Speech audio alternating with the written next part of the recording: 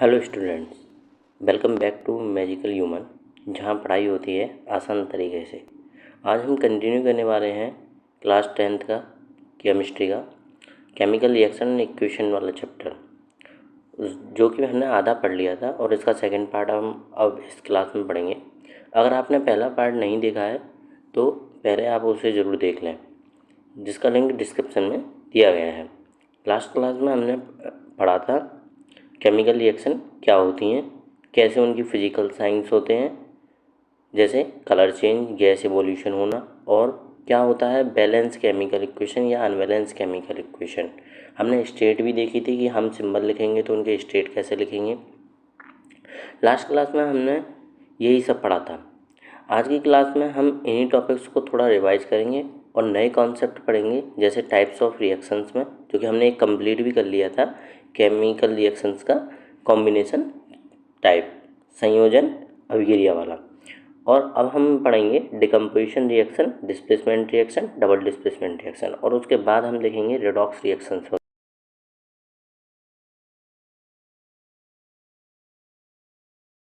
तो चलिए बिना टाइम वेस्ट किए शुरू करते हैं आज का सेशन।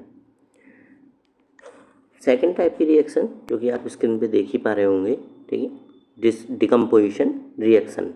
ठीक है, क्लास बाइलिंगुअली होने वाली है, हिंदी मीडियम वालों के लिए भी यूजफुल है, काफ़ी ज़्यादा यूजफुल रहेगी। अपघटन अपक्रिया, हिंदी में क्या बोलते हैं, अपघटन अभिक्रिया बोल देते हैं। Those reaction in which a compound split up into two or more simpler substance are known as decomposition reaction.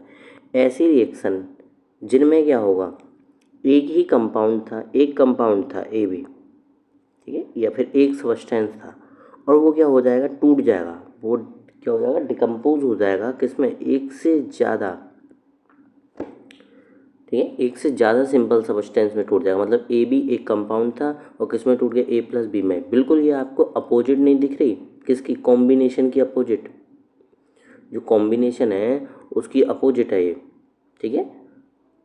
कौन सी, डिकम्पोजिशन रिएक्शन। कॉम्बिनेशन माने संयोजन, संयोजित करना मतलब जुड़ना, और डिकम्पोजिशन माने अपघटन की, मतलब कि आप क्या कर रहे हो, उसे अपघटन कर रहे हो, तोड़ रहे हो।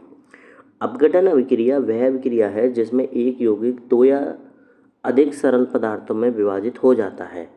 मतलब कि अगर कोई एक यौगिक आपको दे दिया गया है, कोई एक कंपाउंड दे दिया गया है, तो आप उसे क्या करेंगे, एक से ज़्यादा सिंपल सब्सटेंस में अगर आपने उसे तोड़ दिया किसी भी वे में, तो आप उस रिएक्शन को क्या बोलोगे, अपघटन अभिक्रिया बोलोगे, डिकम्पोजिशन रिएक्शन।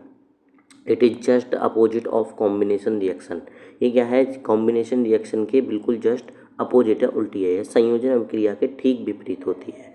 अगर आप एक सिंपल स्ट्रक्चर देखें तो क्या है, ए बी सी मान लीजिए, इस कंपाउंड था कोई, और आपने क्या किया, विद हेल्प ऑफ एनर्जी, देखिए इसमें एनर्जी की रिक्वायरमेंट ज़रूर लगी, एनर्जी के बिना इसको नहीं तोड़ा जा सकता। ए बी और यहाँ से सी को क्या कर दिया, हमने अलग कर दिया, या फिर ऐसे लिख सकते हैं आप कि आपने ए प्लस बी प्लस सी तीनों को ही क्या कर दिया, तोड़ दिया। तो एज ए अभिकारक यानी कि रिएक्टेंट साइड में जो कंपाउंड था, आपने प्रोडक्ट साइड में उसे सिंपलर सब्सटेंस में बदल दिया, उत्पाद साइड में सिंपलर सब्सटेंस बदल दिया, तो उसको आप क्या बोलोगे, डिकम्पोजिशन रिएक्शन या अपघटन अभिक्रिया। ठीक, अच्छे से समझना। Some examples of decomposition reaction, अगर कुछ एग्जाम्पल देखें कि डिकम्पोजिशन रिएक्शन के एग्जाम्पल क्या होते हैं। वैसे तो डिकम्पोजिशन रिएक्शन 3 टाइप से बढ़ जाती है, लेकिन मैंने एग्जाम्पल के बेसिस पे आप तीनों टाइप बताता चलूँगा। When calcium carbonate is heated it decompose to give calcium oxide and carbon dioxide. ठीक है, अगर कैल्शियम कार्बोनेट को आपने क्या कर दिया, हीट कर दिया, तो वो टूट जाएगा, डिकम्पोज हो जाएगा, अपघटित हो जाएगा, किसमें, कैल्शियम ऑक्साइड एक तो, और किसमें, कार्बन डाइऑक्साइड में। ठीक, आपको इसकी क्या बनानी है, केमिकल इक्वेशन बनानी है। सारी केमिकल इक्वेशन हम खुद ही बनाएंगे, हम कोई भी केमिकल इक्वेशन उसमें नहीं रखेंगे। देखिए कैल्शियम कार्बोनेट यानी कि CaCO3 क्या होता है, इसका नेम क्या होता है, कॉमन नेम, कॉमन नेम होता है इसका लाइम स्टोन, पिछली क्लास में बताया था, लाइम स्टोन। लाइम स्टोन जो कि कैसा रहेगा, सॉलिड, नेचर में कैसा होता है, सॉलिड होता है, ठोस। आपने क्या किया, इसे हीट किया, हीट जो भी आप, जैसे हीट है या जो भी एनर्जी का साइन है, वो जो भी रहता है, वो आप कहाँ दिखाते हो, एरो के ऊपर शो करते हो, या किसी की प्रेजेंस जब होती है तो आप एरो के ऊपर ही शो करोगे उसे। जैसे कि हीट है तो हीट आप यहाँ लिखोगे, हीट। आपने क्या किया, इसे हीट किया सिंपली, और बोला जा रहा है ये टूट जाएगा, सिंपल सब्सटेंस में टूट जाएगा, किसमें, कैल्शियम ऑक्साइड यानी कि CaO सॉलिड है, एंड कार्बन डाइऑक्साइड गैस यानी कि CO2। कार्बन डाइऑक्साइड तो क्या होती है, गैस ही होती है, ठीक है। इसको क्या बोला था आपने, सिंपल नाम इसका quick lime, quick lime, Hindi वालों के लिए बिना बुझा हुआ चूना, ठीक। तो ये क्या है, ये एक आपकी डिकम्पोजिशन रिएक्शन है। आप इधर देख पा रहे हो एक सिंपल सब्सटेंस है CaCO3, पूरा एक ही कंपाउंड है, और इधर आपको दो सिंपल सब्सटेंस मिले हैं, यानी कि एक कंपाउंड दो सिंपल सब्सटेंस में अगर टूट जाता है तो उस रिएक्शन को आपने क्या बोला है, डिकम्पोजिशन रिएक्शन या अपघटन अभिक्रिया बोल दिया है। सेकंड हमारे पास है, अच्छे से समझ में आएगी, ऑलरेडी ये रिएक्शन बैलेंस है तो हम बैलेंस नहीं करेंगे, ठीक है, क्योंकि आपको दो ऑक्सीजन यहाँ दिख रहे होंगे, एक यहाँ, तीन और तीन ही यहाँ पे, कार्बन एक है, कार्बन एक, कैल्शियम एक, calcium. Second reaction, when a decomposition reaction is carried out by a heat it is called thermal decomposition reaction। हाँ, यही मैं समझाना चाह रहा था कि जब अपघटन अपक्रिया ऊष्मा द्वारा की जाती है, मतलब हीट देके अगर आपने कोई रिएक्शन करी है, डिकम्पोजिशन बाई हीट किया है, हीट के द्वारा आप क्या कर रहे हो, ऊष्मा के द्वारा आप तोड़ रहे हो रिएक्शन को या उस कंपाउंड को तोड़ रहे हो, तो उसे ऊष्मीय अपघटन कहोगे। उसे कौन से टाइप का अपघटन कह दोगे आप, ऊष्मीय अपघटन, यानी कि थर्मल डिकम्पोजिशन आप उसे बोल सकते हो। When ferrous sulfate is heated strongly, it decomposes to form ferric oxide, sulfur dioxide and sulfur trioxide, ठीक है। अगर जैसे कि जब फेरस सल्फेट लिया आपने, फेरस सल्फेट लिया और जब आपने उसको क्या किया, हीट किया फेरस सल्फेट को काफ़ी ज़ोर से, तो वह विघटित होकर फेरिक ऑक्साइड में टूट जाएगा, सल्फर डाइऑक्साइड गैस में टूट जाएगा और सल्फर ट्राइऑक्साइड गैस में टूट जाएगा। मतलब कि दो गैस निकलने वाली हैं, ठीक। अगर आप रिएक्शन देखें तो आप जो वैसे तो इमेज में देख ही पा रहे होंगे रिएक्शन, लेकिन मैं यहाँ नीचे लिख देता हूँ कि अगर आपने FeSO4 लिया है, क्योंकि मुझे कुछ और भी बताना है इसमें, FeSO4, ठीक है। FeSO4 आपको दिख रहा होगा, वो ग्रीन कलर का टेस्ट ट्यूब में ही दिख रहा होगा। मतलब इस अगर 7 हेप्टाहाइड्रेट कर देते हैं हम इसे, मतलब 7 मॉलिक्यूल ऑफ वाटर ऐड कर देते हैं, तो ये कैसा होता है, ग्रीन कलर का होता है। लेकिन जब भी हम FeSO4 लिखेंगे नॉर्मली, क्योंकि हम वाटर के मॉलिक्यूल नहीं दिखाते हैं, तो हम इसे कैसा लिखेंगे, ये क्या है, ग्रीन कलर का क्रिस्टल है। आपने क्या किया, सिंपली इसे हीट किया तो ये किस में टूट गया, फेरिक थर्ड ऑक्साइड,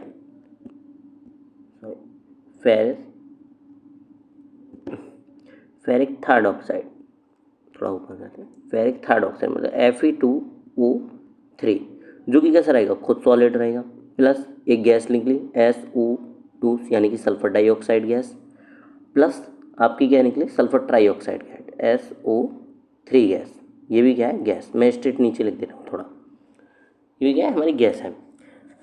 ये क्या है, फेरिक थर्ड ऑक्साइड यानी आयरन थर्ड ऑक्साइड, ये एक्चुअल में क्या होती है, आपकी रस्ट होती है, जिसे आप क्या बोलते हो, जंग। लोहे पे जो ब्राउन कलर की जो लेयर आ जाती है उसे क्या बोलते हैं, जंग। एक्चुअल में इसका कलर कैसा हो गया, तो फिर ब्राउन हो गया, यानी कि ये कलर चेंज रिएक्शन है, ये कलर चेंज रिएक्शन है। और ये सल्फर डाइऑक्साइड और सल्फर ट्राइऑक्साइड गैस तो क्या जाने वाली है, टेस्ट ट्यूब से बाहर ही जाने वाली है, जो कि आपको इस चित्र में दिख भी रही होंगी। ये जो सल्फर डाइऑक्साइड है वो स्मेल के साथ जलती है, पेंजेंट स्मेल होती है, मतलब काफ़ी तीखी स्मेल होती है उसकी, और सफोकेटिंग गैस भी कहा जाता है। सफोकेटिंग मतलब कि दम घोटू गैस, उसमें आप सांस लेने में थोड़ी क्या होगी, आपको तकलीफ होगी, ठीक। इसलिए FeSO4 जो कि क्या था, ग्रीन कलर का था हमारे पास, जो ग्रीन कलर का कंपाउंड था कौन, FeSO4, वो आपने थर्मल डिकम्पोजिशन के थ्रू, मतलब हीट के थ्रू किस में तोड़ दिया, Fe2O3 में, SO2 में और SO3 में। देखिए इधर एक कंपाउंड था, इधर क्या बने हैं, इधर 3 बने हैं आपके पास, तो इसका मतलब ये कैसी रिएक्शन हो गई, ये डिकम्पोजिशन रिएक्शन हो गई, अपघटित अपक्रिया हो गई। आपको समझ में आया होगा काफ़ी अच्छे से, मुझे लगता है। और ये क्या है, ये बैलेंस नहीं है, लेकिन बैलेंस करने के लिए आपको इधर दिख रहा होगा 2 Fe हैं और इधर एक ही Fe है। आपके पास एक ही चॉइस है कि आप इसी Fe में गुणा कर सकते हैं 2 से। ऑलरेडी अब ये पूरी रिएक्शन ही क्या हो चुकी है, बैलेंस हो चुकी है, बस एक ही जगह पे गुणा करनी थी आपको। Next, when green colour ferrous sulphate heptahydrate crystals, जो कि आपको फॉर्मूला लिख रखा है FeSO4 इंटू 7H2O। मतलब 7H2O जब इसमें ऐड होते हैं तो इसका कलर कैसा होता है, ग्रीन होता है। ठीक है, 7H2O के साथ में इसका कलर होता है ग्रीन FeSO4 का।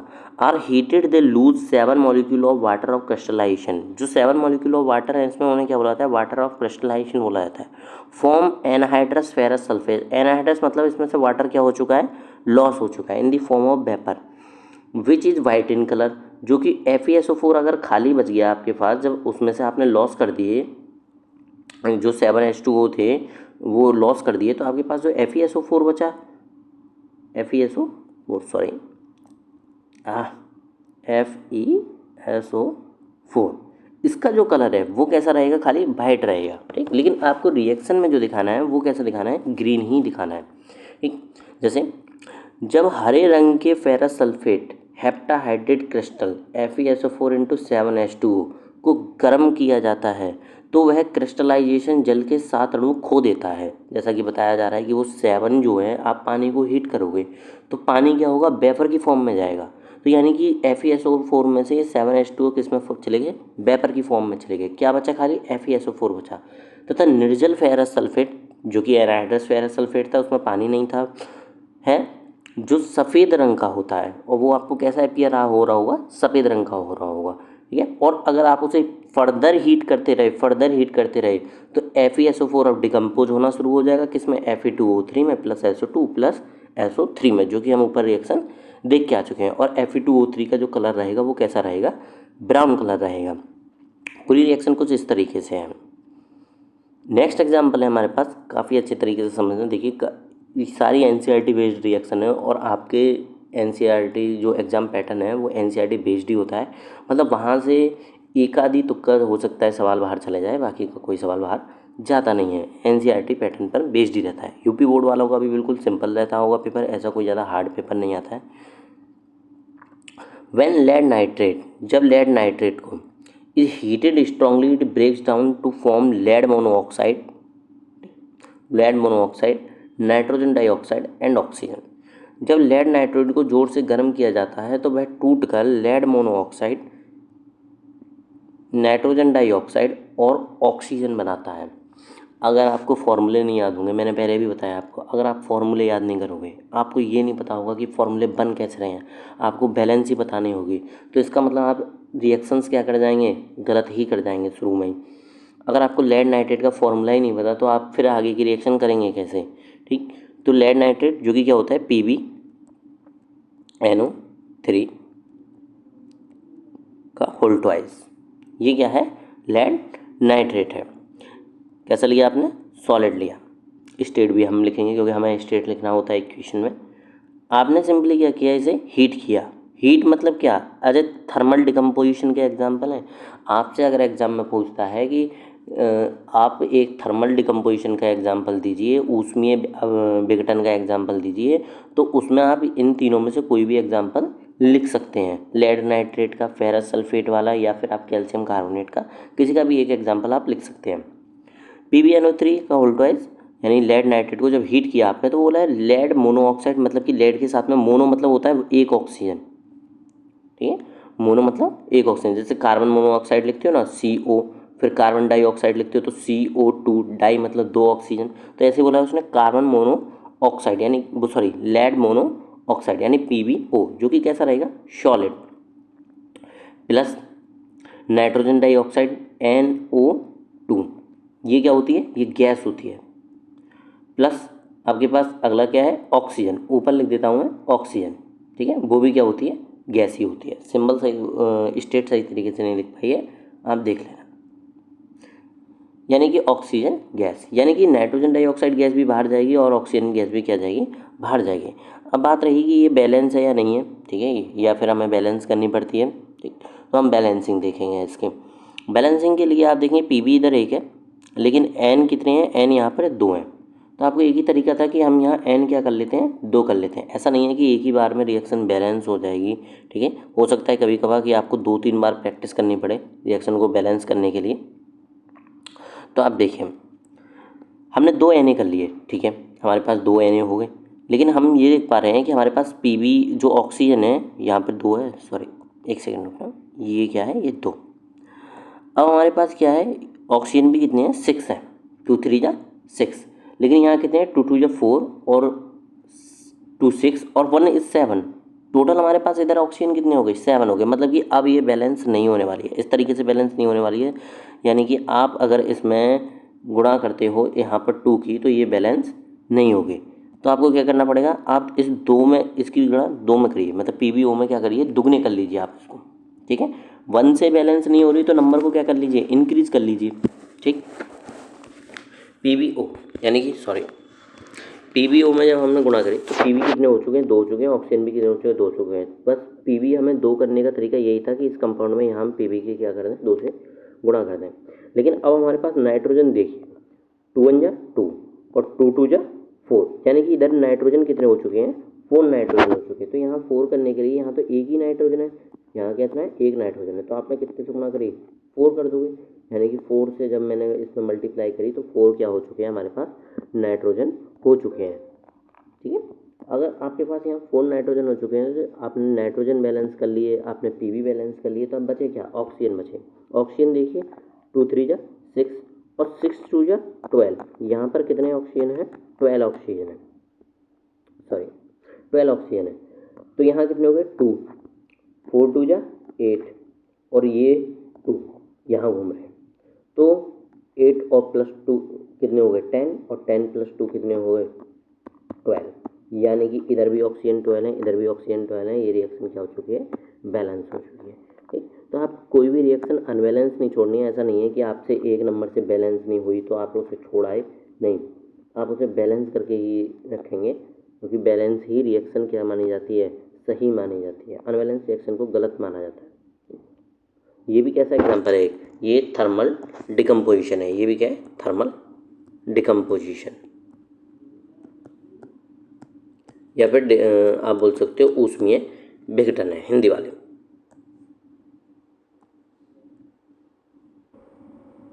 ओके, नेक्स्ट है हमारे पास the decomposition of lead nitrate is brought out by heat is actually an example of thermal decomposition. मतलब यही कहा जा रहा है कि मतलब ये जो अभी आपने पढ़ा था लेड नाइट्रेट का डिकम्पोजिशन, ये भी एक्चुअल में क्या है, थर्मल डिकम्पोजिशन है। Decomposition of water by electricity. अब इसे अगर हम किसी भी विद्युत द्वारा या से, सॉरी दोनों चीज़ें लगी हैं, नोट्स में एडिट करा देंगे। जल का अपघटन, अगर आप इलेक्ट्रिसिटी की मदद से किसी भी कंपाउंड का या जल का, ठीक है, जल का इसलिए लिखा है क्योंकि जल का नॉर्मल है, आप सभी देखते होंगे इस वजह से। तो अगर आप इलेक्ट्रिसिटी की मदद से डिकम्पोजिशन कर देते हो तो इसे हम बोलते हैं इलेक्ट्रोलाइसिस। इलेक्ट्रोलाइसिस इलेक्ट्रिसिटी की मदद से, ठीक है। जल का अपघटन, विद्युत द्वारा अपघटन। When electric current is passed through acidified water, ये कंपलसरी है कि एसिडिफाइड वाटर होना चाहिए। It decompose to give hydrogen gas and oxygen gas. जब अम्लीय जल में विद्युत धारा प्रभावित की जाती है तो वह अपघटित होकर हाइड्रोजन गैस और ऑक्सीजन गैस देता है। देखिए किस तरीके से देगा, अगर मैंने क्या कर लिया, वाटर लिया, this is also known as, पहले पढ़ लेंगे, this is also known as electrolysis of water. इसे जल का विद्युत अपघटन भी कहते हैं। जैसा कि मैंने आपको ऊपर बताया था, इलेक्ट्रोलाइसिस बोला जाएगा अगर आप इलेक्ट्रिसिटी की मदद से कर रहे हो, और जिसका भी कर रहे हो उसी का क्या बोल दिया जाएगा, इलेक्ट्रोलाइसिस। जैसे इलेक्ट्रोलाइसिस ऑफ वाटर। रिएक्शंस किस तरीके से, इक्वेशन जो हमारा तो मेन है वो क्या है, इक्वेशन है, कि हमें इक्वेशन ड्राइव करनी है। तो इक्वेशन ड्राइव करेंगे हम। वाटर लिया, वाटर सबको पता होगा कैसा है, H2O, किस फॉर्म में रहता है, लिक्विड फॉर्म में रहता है। अगर आप इसमें क्या मिला देते हो, एसिड मिला देते हो, तो फिर आप एक्वस भी बोल सकते हो, इससे कोई दिक्कत नहीं है। लेकिन आप क्या बोलिए, लिक्विड बोलिए, मतलब एसिडिफाइड वाटर है, मतलब थोड़ा बहुत आपने कोई सा भी एसिड लिया, उसकी 1-2 बूंद इसमें डाल दें। वो आप एसिड एंड बेस वाले चैप्टर में पढ़ेंगे कि एसिड क्यों डालते हैं, क्योंकि एसिड क्या करता है, इलेक्ट्रिसिटी पास अच्छे से करा देता है, ऐसे गुड कंडक्टर बना देगा इलेक्ट्रिसिटी का। मतलब अब विद्युत धारा इसमें अच्छे तरीके से क्या होगी, पास होगी, अगर एसिड डाला हुआ है वाटर में तो। ओके, अब हम क्या करते हैं, अब हमने इसमें से पास क्या करी है, इलेक्ट्रिसिटी पास करी है। इलेक्ट्रिसिटी, भाई इलेक्ट्रिसिटी पास करने का ये मतलब नहीं है कि आप उसमें 11,000 या फिर घर से 2 तार लगाए और आपने डाल दिए उसमें, नहीं। परमानेंट अपार्टा सम बनाना पड़ता है हमें, बीकर वगैरह लेकर उसमें सेल वगैरह लगाकर इलेक्ट्रिसिटी पास करते हैं। कोई इतना बड़ा एक्सपेरिमेंट नहीं कर रहे हैं कि बहुत ज़्यादा पानी में खुलाना है, थोड़ा सा हमने बीकर में दिया और उसी में हम टेस्ट कर लेते हैं। ठीक है, H2 लिया जब हमने इलेक्ट्रिसिटी पास करी तो कहा जा रहा है आपसे कि ये hydrogen gas plus oxygen gas में क्या हो जाएगा, टूट जाएगा आपका वाटर। बैलेंस करने के लिए आपने देखा बैलेंस नहीं है रिएक्शन, तो हम क्या करेंगे, 2 से यहाँ गुणा कर देंगे, 2 ऑक्सीजन हो गई, 2 दूनी 4, तो यानी कि 4 हमें हाइड्रोजन भी करना पड़ेगा, यानी 2 से यहाँ में गुणा होगी।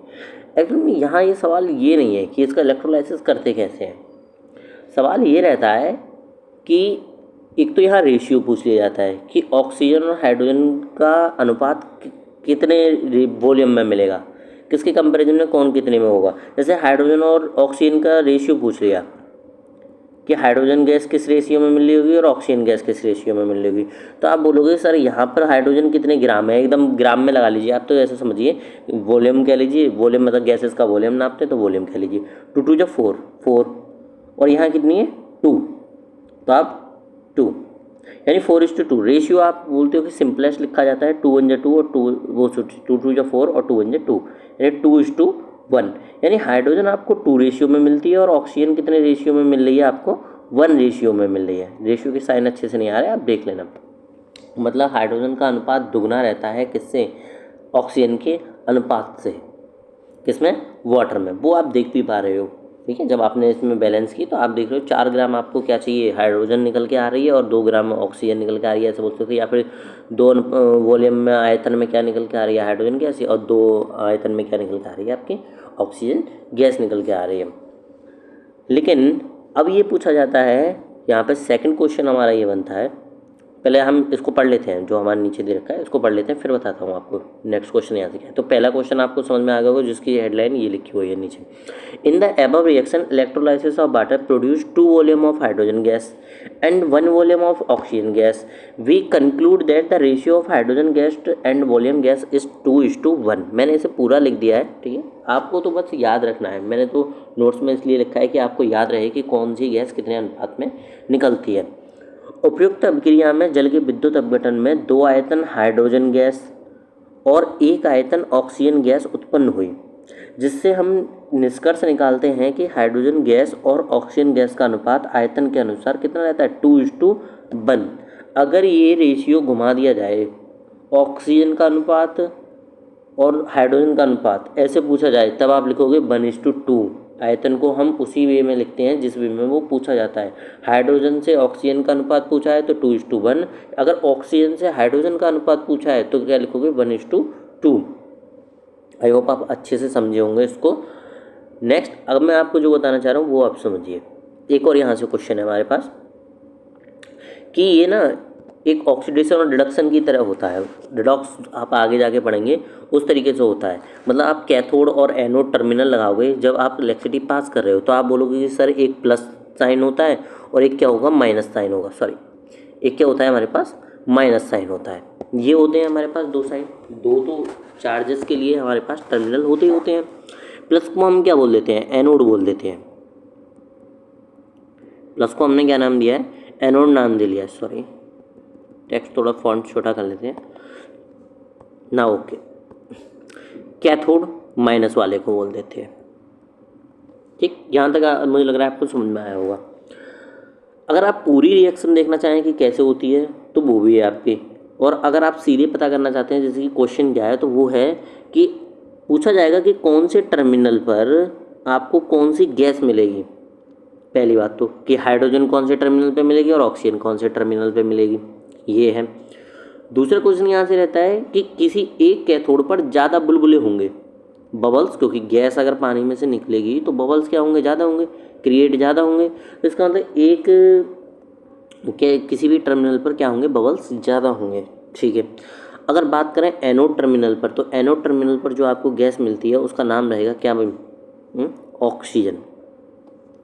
ऑक्सीजन गैस आपको एनोड टर्मिनल पे मिलेगी और हाइड्रोजन गैस आपको किस पे मिलती है, कैथोड टर्मिनल पे मिलती है। अगर आपको रिएक्शन चाहिए तो आपकी बुक में लिखी हुई है, वरना मैं इस नोट्स में ऐड कर दूंगा रिएक्शन की कैसे कैसे होती है। वैसे रिएक्शन नहीं पूछी जाएगी, इतना डिटेल में नहीं जाना है। अगर एनोड टर्मिनल पर आपको ऑक्सीजन गैस मिल रही है, हाइड्रोजन टर्मिनल पर क्या मिलती है, कैथोड गैस मिलती है। ऑक्सीजन के बबल्स ज़्यादा फॉर्म होते हैं इन कंपैरिजन टू किसके, हाइड्रोजन गैस के। इसके बबल्स क्या होंगे, बबल्स ज़्यादा होंगे, और इसके जो बबल्स हैं मतलब बुलबुले जो हैं वो क्या होंगे, कम होंगे। क्यों होंगे, क्योंकि भाई आप अगर इनके एटॉमिक मास की बात करें, इनके एटॉमिक मास की बात करें तो वहाँ ही ऑक्सीजन का एटॉमिक मास रहता है 16 दूनी यानी कि 32, ठीक है, और यहाँ हाइड्रोजन का कितना रहेगा 2, तो यानी कि 32 ग्राम ज़्यादा है किसके कंपैरिजन में, 2 के। तो अगर ऑक्सीजन अगर ज़्यादा है तो इसका मतलब उसके बबल्स भी क्या बनेंगे, ज़्यादा बनेंगे। इसका मतलब एनोड टर्मिनल पर आपको क्या मिलती है, ऑक्सीजन गैस मिलती है, और कैथोड टर्मिनल पर क्या मिलती है, हाइड्रोजन गैस मिलती है। ठीक है, ये आपका सेकंड क्वेश्चन है यहाँ से, जो कि हो सकता है पूछ लिया जाए।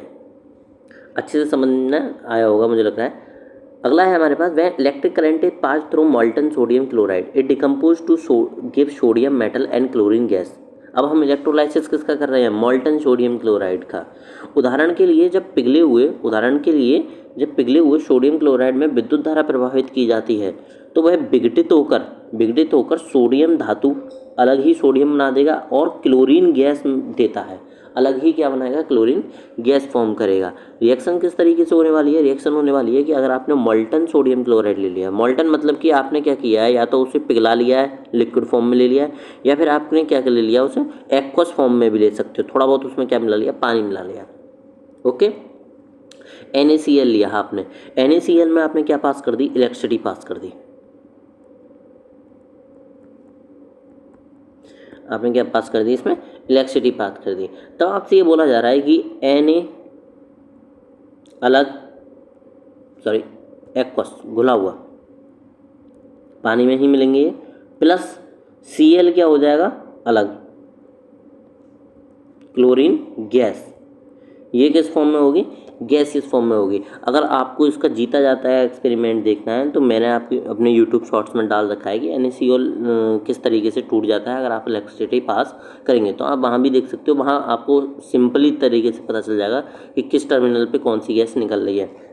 वैसे मैं आपको बता दूँ, ये सोडियम है वो हमें माइनस टर्मिनल पर मिलेगा, मतलब कि कैथोड टर्मिनल पर मिलता है, क्योंकि बेटा सोडियम जो होती है वो जो मेटल होती हैं वो हमेशा क्या बनाती हैं, कैटायन बनाते हैं। कैटायन मतलब प्लस वाले, तो इसलिए वो किस पे जाएगा, माइनस वाले टर्मिनल पे जाएगा, अपोजिट चार्ज अट्रैक्ट करते हैं। और जो क्लोरीन जो है वो गैसियस है, मतलब नेगेटिव चार्ज के साथ बनती है, तो वो किस टर्मिनल पे जाएगा, एनोड टर्मिनल पे जाएगा। इसका मतलब आपको एनोड टर्मिनल पे क्या मिलेगी, क्लोरीन गैस दिख रही होगी, और कैथोड टर्मिनल पर क्या दिख रही होगी, सोडियम मेटल दिख रही होगी निकलती हुई। तो ये इस तरीके से हम क्या कर रहे हैं, NaCl का विघटन कर रहे हैं, मतलब एक तरीके से डिकम्पोज कर रहे हैं किसकी मदद से, इलेक्ट्रिसिटी की मदद से। बैलेंस नहीं है रिएक्शन तो आप बैलेंस कर सकते हो, 2 से अगर मैं यहाँ गुणा कर दूँ तो 2 क्लोरीन हो गए, तो हम 2 सोडियम भी कर सकते हैं। ठीक है, और हो सकता है आपको समझ में आया हो, अच्छे तरीके से आपने समझा हो। अगला हमारे पास है decomposition reaction which brought out by sunlight. ऊपर वाली हमने क्या बोली है, इलेक्ट्रोलाइसिस। ये हमारे पास अभी भी क्या है, इलेक्ट्रोलाइसिस के एग्जाम्पल पढ़ रहे थे, इलेक्ट्रोलाइसिस के। अब हम जो पढ़ेंगे एग्जाम्पल वो किसके हैं, अभी डिकम्पोजिशन रिएक्शन है हमारे पास। Decomposition reaction which brought by sunlight, मतलब सूर्य की मदद से या लाइट की मदद से आपने क्या कर दिया, डिकम्पोजिशन रिएक्शन कर दी। सूर्य के प्रकाश द्वारा होने वाली अपघटन अभिक्रिया, मतलब आप सूर्य के प्रकाश को यूज करेंगे एज ए एनर्जी, और आप क्या कर देंगे, बॉन्डों को तोड़ देंगे। रिएक्शन क्या है इसमें, when silver chloride is expose to light decompose to form silver metal and chlorine gas. अगर आपको सिल्वर क्लोराइड दे दिया जाए, सिल्वर क्लोराइड, जब सिल्वर क्लोराइड को प्रकाश के संपर्क में लाया जाता है, क्या चाहिए, लाइट चाहिए, तो वह विघटित होकर सिल्वर धातु और क्लोरीन गैस बनाता है। मतलब 2 आपके सिंपल कंपाउंड बनने वाले हैं जिसमें सिल्वर मेटल है और क्लोरीन गैस है। किसको, सिल्वर क्लोराइड को। अगर आप सिल्वर क्लोराइड का फॉर्मूला जानते हो तो इसका मतलब ये बहुत आसान रहेगा आपके लिए क्वेश्चन करना। AgCl,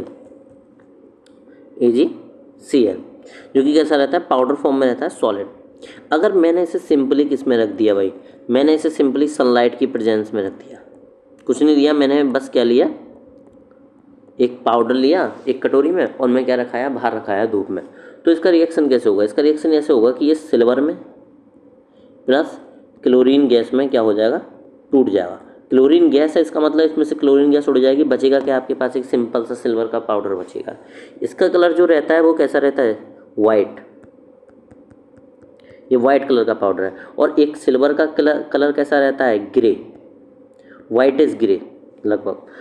तो ये कैसा हो गया, वाइट से कैसा हो जाएगा, ग्रे हो जाएगा जब इसमें से क्या उड़ जाएगी, क्लोरीन गैस उड़ जाएगी। ऑलरेडी ये रिएक्शन बैलेंस है, नहीं बैलेंस नहीं है, क्योंकि यहाँ आपको दिख रहे होंगे 2 क्लोरीन है, तो आपको यहाँ 2 क्लोरीन करने पड़ेंगे। अब आपके पास 2 Ag भी हो चुके हैं, तो आप यहाँ 2 से गुणा कर दीजिए और अब ये रिएक्शन क्या हो गई है, बैलेंस हो गई है। आप देख रहे होंगे एक सिंगल क्या है, कंपाउंड है, एक से ज़्यादा सिंपलर सब्सटेंस में टूट चुका है, तो इसका मतलब ये कौन सी रिएक्शन हो चुकी है, आपकी डिकम्पोजिशन रिएक्शन हो चुकी है। और डिकम्पोजिशन बाई लाइट, अब इस रिएक्शन का नाम क्या बोलेंगे हम, डिकम्पोजिशन बाई लाइट, इसको बोलते हैं हम फोटोलाइटिक डिकम्पोजिशन,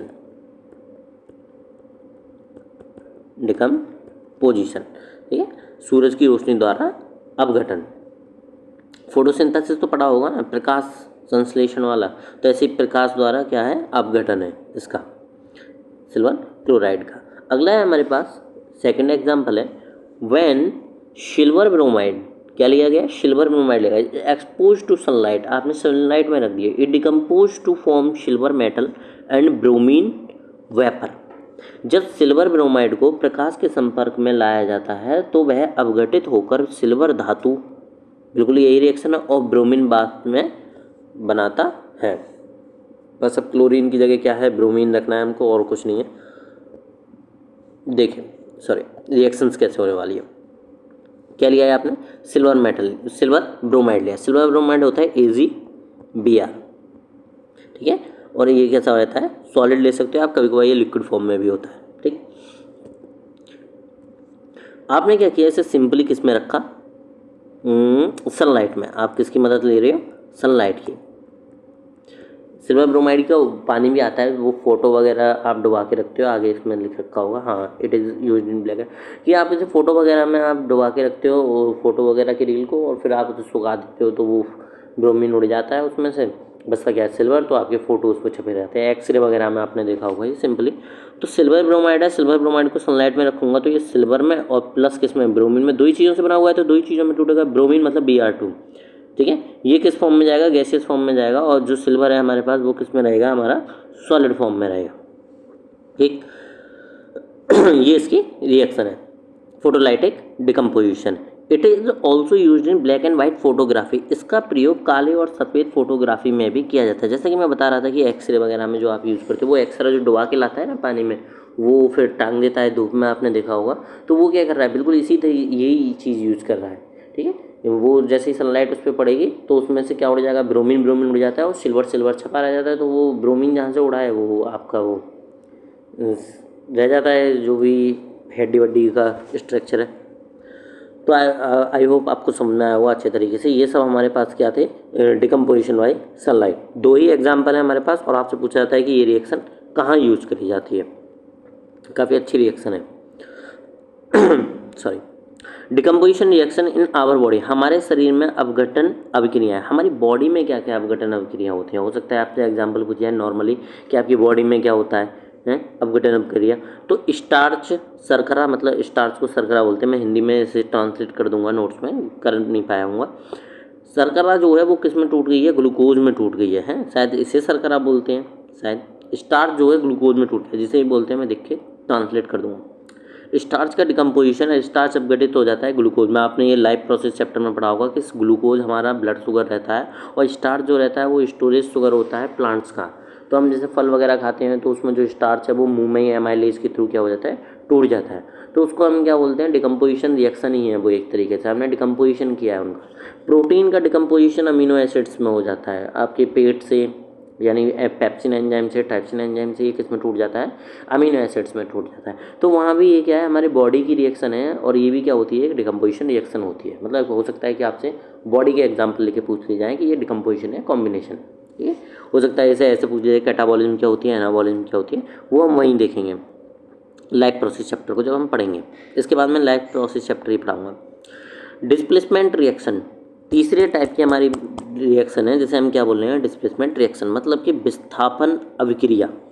विस्थापन अभिक्रिया मतलब कि आप क्या करेंगे, इसमें हमें जो है मेटलों की रिएक्टिविटी सीरीज याद करनी पड़ेंगे। डिस्प्लेस मतलब एक जगह से किसी भी चीज़ को अगर मैंने हटा दिया, ठीक है, मैं हूँ, ठीक है, मैं बैठा हुआ हूँ और मेरे फादर आ जाएँ, ठीक है, या फिर मेरे कोई बड़े ऐसे आ जाएँ जो कि मुझसे क्या हों, एल्डर हों, मुझसे बड़े हों, तो मैं क्या करूँगा, उस कुर्सी को छोड़ूंगा, ठीक है, उस कुर्सी को छोड़ूंगा और उनको क्या करूँगा, बैठने दूंगा, कहूँगा आप बैठो।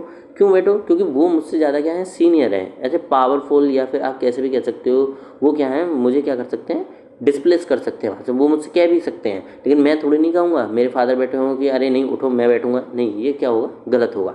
इसका मतलब ज़्यादा पावरफुल लोग क्या करते हैं, कम पावरफुल लोगों को हटा देते हैं।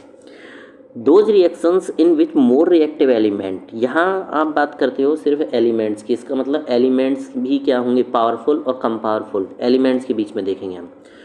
More reactive element displaces less reactive element, एक ज़्यादा रिएक्टिव एलिमेंट क्या करेगा, कम रिएक्टिव एलिमेंट को हटा देगा, किससे, फ्रॉम दियर सॉल्ट सॉल्यूशन, या तो सॉल्ट सॉल्यूशन या मतलब अपने सॉल्यूशन से क्या कर देगा, उसको हटा देगा।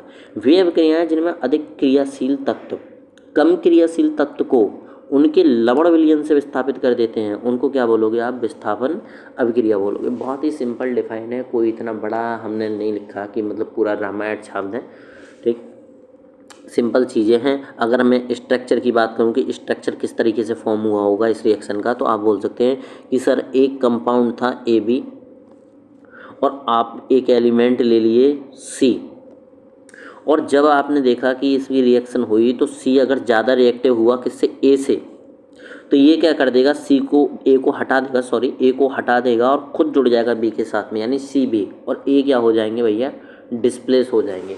ये इसका एक बेसिक स्ट्रक्चर है, बेसिक फॉर्म है कि किस तरीके से ये हुई होगी।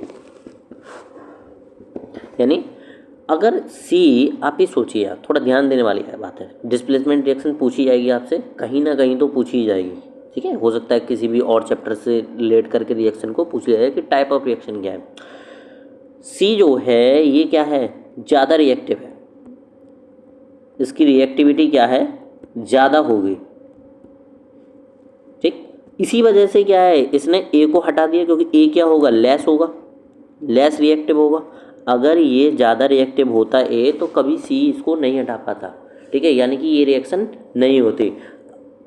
C ज़्यादा रिएक्टिव है इसलिए उसने क्या कर दिया, इसको हटा दिया, इसको A को, और खुद ही क्या कर दिया, B के साथ जुड़ गया, ठीक। सिंपल आपकी स्ट्रक्चर आपके सामने, इसी को आपको याद रखना है कि किस तरीके से ये रिएक्शन होती है, ठीक।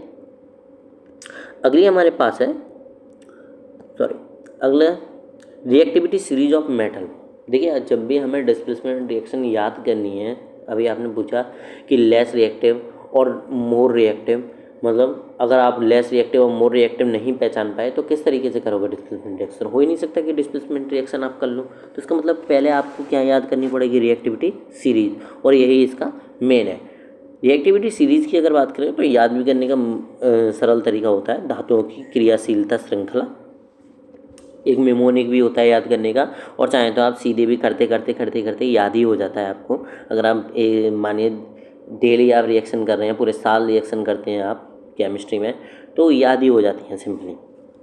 पोटेशियम, पहले क्या है पोटेशियम, फिर क्या है कैल्शियम, कलर चेंज कर लेते हैं, फिर क्या है हमारे पास सोडियम, फिर क्या है calcium, magnesium, aluminium, zinc, Fe, Pb, H यानी hydrogen, copper, mercury, silver, gold.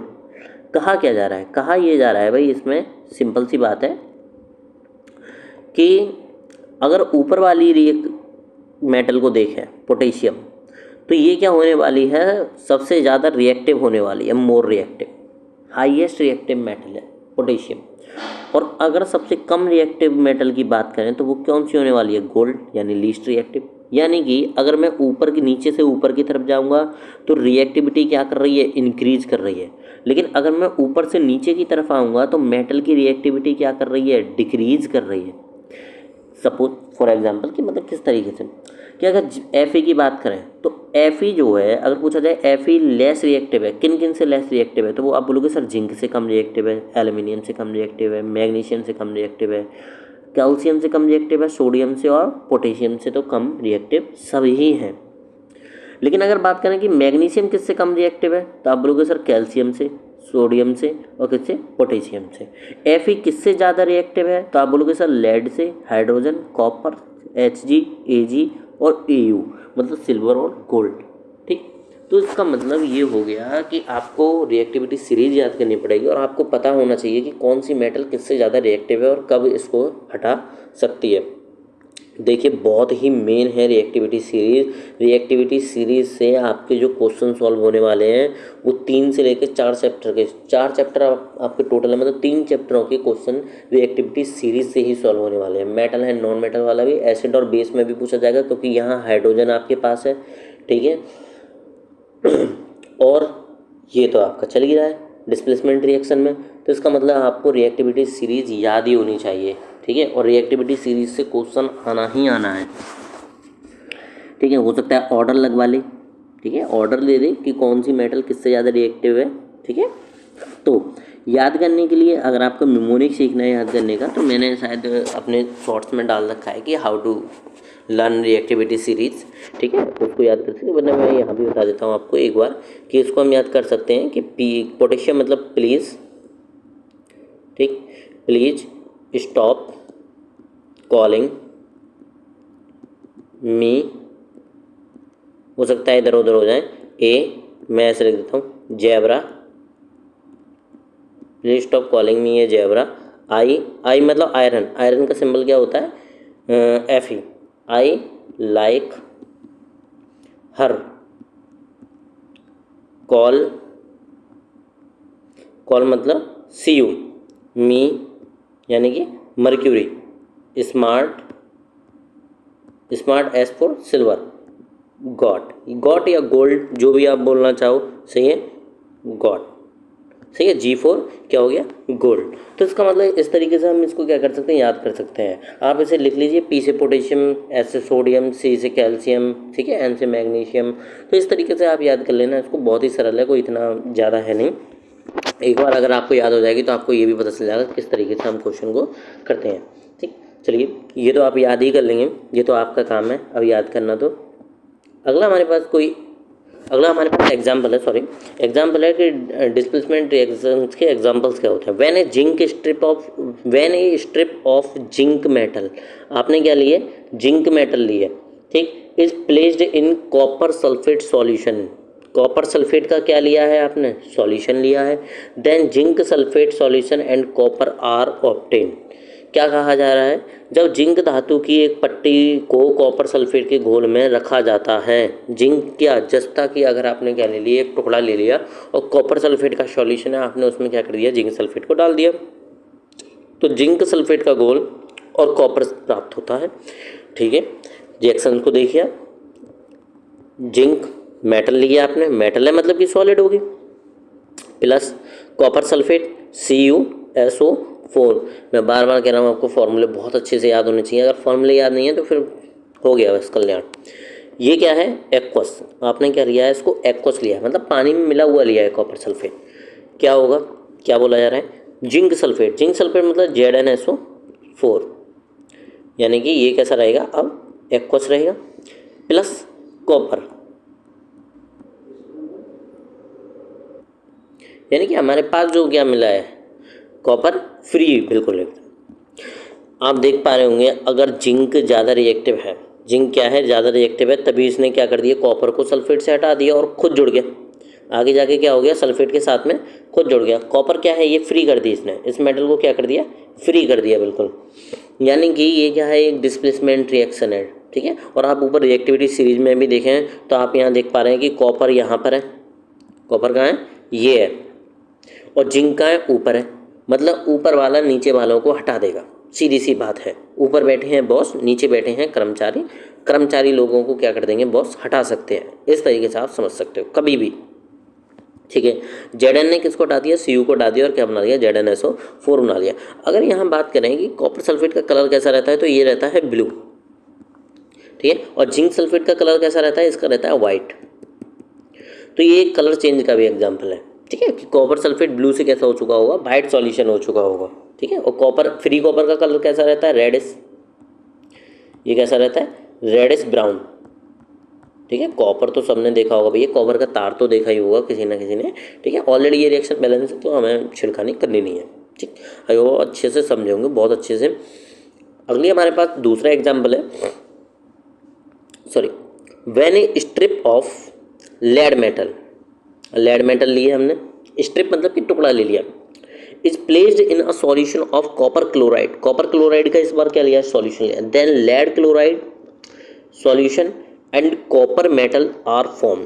ठीक है, फिर से हमने क्या लिया, कॉपर को ही लिया है। ठीक है, जब सीसा धातु, लेड को क्या बोला जाता है, सीसा धातु बोला जाता है, कि एक पट्टी को कॉपर क्लोराइड के घोल में रखा जाता है तो सीसा क्लोराइड घोल और कॉपर धातु बनते हैं। देखिए किस तरीके से होता है, कॉपर क्लोराइड और लेड मेटल, लेड लेड क्या होती है, पीबे, मेटल है मतलब सॉलिड ली होगी, प्लस कॉपर क्लोराइड यानी कि CuCl2, इसका क्या लिया है, सॉल्यूशन लिया है हमने, सॉल्यूशन मतलब एक्वस। ठीक है, और जब हमने इसको देखा तो आप ऊपर रिएक्टिविटी सीरीज अगर आपने याद कर ली होगी अब तक तो आपको पता होना चाहिए, लेड ज़्यादा रिएक्टिव होता है कॉपर से, तभी इसको हटाया है, वरना अगर लेड ज़्यादा रिएक्टिव नहीं होता कॉपर से तो इसे कभी नहीं हटा पाता। ठीक है, कभी नहीं हटा पाता कॉपर को, तो क्या बना लिया होगा, lead, sorry lead chloride, lead chloride मतलब PbCl प्लस कॉपर, कॉपर एकदम फ्री, बंदा एकदम फ्री हो गया। ठीक है, यानी कॉपर बेचारा सब में मारा जा रहा है। तो ये हमारे पास क्या निकल गया कि अब ये रिएक्शन हमारे पास बैलेंस नहीं है, तो हम बैलेंस करेंगे कि हमने Cl2 कर ली क्योंकि यहाँ Cl2 थे, Pb भी हमारे पास 2 हो गए तो हमने यहाँ 2 से गुणा कर लिया। ठीक है, अब ये हमारे पास ऑलरेडी बैलेंस है। ये कैसे फॉर्म में मिलेगा, ये एक्वस फॉर्म में मिलेगा, कॉपर लेड क्लोराइड, और कॉपर जो होगा वो तो क्या रहेगा, फ्री हो गए, सॉलिड ही रहने वाला है। ठीक है, तो इस तरीके से हमने क्या कर लिए, रिएक्शन कर ली, और ये क्या है, एक डिस्प्लेसमेंट रिएक्शन है, विस्थापन अभिक्रिया है। लेड ने किसको डिस्प्लेस कर दिया, कॉपर को डिस्प्लेस कर दिया। नेक्स्ट हमारे पास है why the colour of blue copper sulphate fade, ये स्पेड नहीं होगा, ये फेड होगा। आप इसे यहाँ एस को काट कर क्या कर सकते हो, एफ, सॉरी एस और पी को काट कर, fade green when a iron nail placed in its solution. एक एक्टिविटी है आपके पास, उसमें एक्सपेरिमेंट में दे रखा है कि अगर आप कॉपर सल्फेट का सॉल्यूशन लेते हो तो उसका कलर ब्लू से फेड ग्रीन में क्यों बदल जाता है, जब आप उसमें क्या रख दोगे, आयरन नेल रख दोगे। ठीक है, नीले कॉपर सल्फेट के घोल में लोहे की कील डालने पर उसका रंग हरा क्यों हो जाता है, फेड मतलब हल्का हरा बोला जाता है।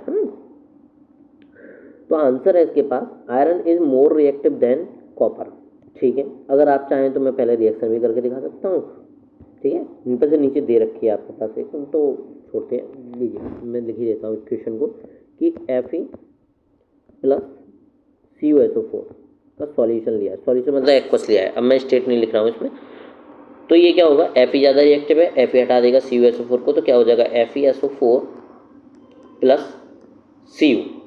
ठीक है, और ये FeSO4 का जो कलर है वो एक्चुअल में है कैसा, ये कैसा है, ग्रीन कलर का है, और ये CuSO4 का जो अभी कलर मैंने बताया था वो कैसा था, ये ब्लू था। तो यही तो बोला जा रहा है आपसे कि Fe ने Cu को हटा दिया और क्या बना लिया, फेरस सल्फेट बना लिया, और कॉपर को क्या कर दिया, फ्री कर दिया, बेचारा कॉपर ऊपर तैर रहा होगा उसमें, या आयरन नीचे से चिपक जाता है। तो ये क्या हो गया, आपने डिस्प्लेसमेंट रिएक्शन करी, इसलिए उसका कलर कैसा पड़ गया, ग्रीन पड़ गया। ठीक है, तो अपने इस पे आते हैं, iron is more reactive than copper two it displaces copper from copper sulphate forming iron sulphate which has a green color. The copper from the copper sulfate solution deposits on the iron nail. क्या कहा जा रहा है, लोहे तांबे की तुलना में अधिक प्रतिक्रियाशील है, रिएक्टिव क्या है, ज़्यादा है लोहा, इसलिए यह कॉपर सल्फेट से तांबे को विस्थापित कर देता है। कॉपर सल्फेट से क्या हटा दिया, बिल्कुल कॉपर को हटा दिया उसने, जिसे आयरन सल्फेट बनता है, जिससे क्या बन गया, आयरन सल्फेट बन गया। जब कॉपर हटाए तो वहाँ जाके क्या लगा होगा, आयरन लगा है, जिसका रंग हरा होता है। आयरन सल्फेट का रंग कैसा है, हरा है। कॉपर सल्फेट के गोल से तांबे लोहे की कील पर जमा हो जाता है। ठीक है, किस तरीके से, ये हमने एक डायग्राम में डाला है कि आगे पास ब्लू कलर का कॉपर सल्फेट का सॉल्यूशन था, आपने क्या डाल दिया, उसमें आयरन का नेल डाल दिया। आयरन का नेल जैसे ही आपने डाला, ये कैसा हो गया, ये ग्रीन हो गया। कुछ टाइम तक आपने रखा तो ये क्या हो गया, ग्रीन हो गया, क्योंकि ये क्या बन गया, फेरस सल्फेट यानी कि FeSO4, ये बन चुका होगा FeSO4। ठीक है, और ये जो इस पे है, इस पे पूरे पे क्या चिपक गया होगा, कॉपर आयरन नेल पे। ठीक है, और इसका जो कलर है वो कैसा हो चुका है, ग्रीन हो चुका है। ये है रिएक्शन पूरी हो सकता है आपको अच्छे से समझ में आया हो। भाई रिएक्शन डिस्प्लेसमेंट रिएक्शन काफ़ी ज़्यादा इंपॉर्टेंट है आपके लिए और आपको समझनी भी है। तीसरा हमारे पास एग्जाम्पल है, iron metal react with dilute hydrochloric acid form iron second chloride and hydrogen gas. लोहे धातु तनु हाइड्रोक्लोरिक एसिड के साथ अभिक्रिया करके लोहा सेकेंड क्लोराइड और हाइड्रोजन गैस बनाती है। बोला जा रहा है आयरन मेटल आपने लिया, आयरन मेटल ले ली, चलिए लीजिए सर, आयरन मेटल ले लीजिए, मेटल है तो सॉलिड ही लिखूंगा स्टेट में। किसके साथ में रिएक्ट करिए, with dilute hydrochloric acid. Dilute मतलब कि पानी में घोला गया है, पानी में घोला गया मतलब क्या रखोगे, एक्वस। हाइड्रोक्लोरिक एसिड क्या होता है, HCl, एक्वस। रिएक्ट कराया, Fe ज़्यादा रिएक्टिव है हाइड्रोजन से, सिंपल सी बात है, इसको हटाना ही पड़ेगा, ठीक है। तो इसने क्या बनाया, आयरन सेकंड क्लोराइड, मतलब आयरन, ये सेकंड जो लिखा है ना, ये आयरन की ही बैलेंसी होती है, यानी FeCl2, ठीक है। इसने क्या बना लिया, FeCl2 बना लिया, जो कि क्या रहा होगा, वो सॉलिड ही रहा होगा, प्लस हाइड्रोजन गैस बाहर। तो ये भी क्या होगी, एक डिस्प्लेसमेंट रिएक्शन होगी। अगर आयरन ज़्यादा रिएक्टिव नहीं होता तो वो कैसे हटा देता है इस हाइड्रोजन को, ठीक है। तो हाइड्रोजन नीचे हो उसमें और Fe गया है ऊपर है, इसलिए Fe ने किसको हटा दिया, हाइड्रोजन को हटा दिया। कोई दुख दर्द नहीं होना चाहिए, रिएक्शन को समझने पे आपको अच्छे से समझ में आना चाहिए बस। FeCl2 बैलेंस नहीं है, आप क्लोरीन के इधर 2 हैं, इधर क्या है 1 है, आपने 2 से गुणा करी और ये रिएक्शन भी क्या होगी, बैलेंस हो गई। इधर हाइड्रोजन 2 थे, आपने 2 कर लिए। एग्जाम्पल 4 है, व्हेन आयरन थायड oxide is heated with aluminium powder. Iron थायड ऑक्साइड है, आयरन थायड ऑक्साइड मतलब आयरन की बैलेंसी +3 है, ऑक्साइड के साथ में मतलब कि Fe2O3, जो कि कैसा होगा, सॉलिड होगा। हमने बना दिया। देखिए इसी तरीके से आपको कंपाउंड बनाने आना चाहिए और यही आपका बेस्ट वे रहेगा कि आयरन थायड ऑक्साइड आपने पढ़ा और उसका फॉर्मूला आपके दिमाग में चल गया, ठीक। और वो कब आएगा, वो आपको प्रैक्टिस से आएगा। आप बार बार इन फार्मूलों को लिखिए, बार बार रिएक्शंस करिए, जहाँ रिएक्शन दिख जाए, जो फार्मूला दिख जाए तुरंत लिखने की कोशिश करिए। Is heated with aluminium powder, इसे एल्यूमिनियम पाउडर के साथ में हीट किया, ठीक है। पाउडर है तो क्या हुआ, एल्यूमिनियम लिया, ओहो हमने कलर चेंज कर लिया, सॉरी, हमने क्या किया, इसे एल्यूमिनियम पाउडर के साथ में किया। एल्यूमिनियम पाउडर मतलब कि क्या है, सॉलिड है। तो ये क्या बनाएगा, aluminium oxide, then aluminium oxide and iron metal are form, okay. Aluminium oxide Al2O3, ये क्या होता है, aluminium oxide, plus iron metal, ये आयरन मेटल यहाँ जो मिलेगी आपको बिल्कुल ही लिक्विड फॉर्म में मिलेगी। ये इतनी ज़्यादा फास्ट रिएक्शन होती है इसकी, अगर आप इसे हीट कर देते हैं, ये हीट का साइन होता है, अगर आप इसे हीट कर देते हैं इस रिएक्शन को, तो ये इतनी ज़्यादा फास्ट और इतनी ज़्यादा एक्सोथर्मिक रिएक्शन होती है कि इसमें जो आयरन है वो पिघल जाता है, ठीक है। और साथ ही साथ ये क्या है, एक डिस्प्लेसमेंट रिएक्शन ही है।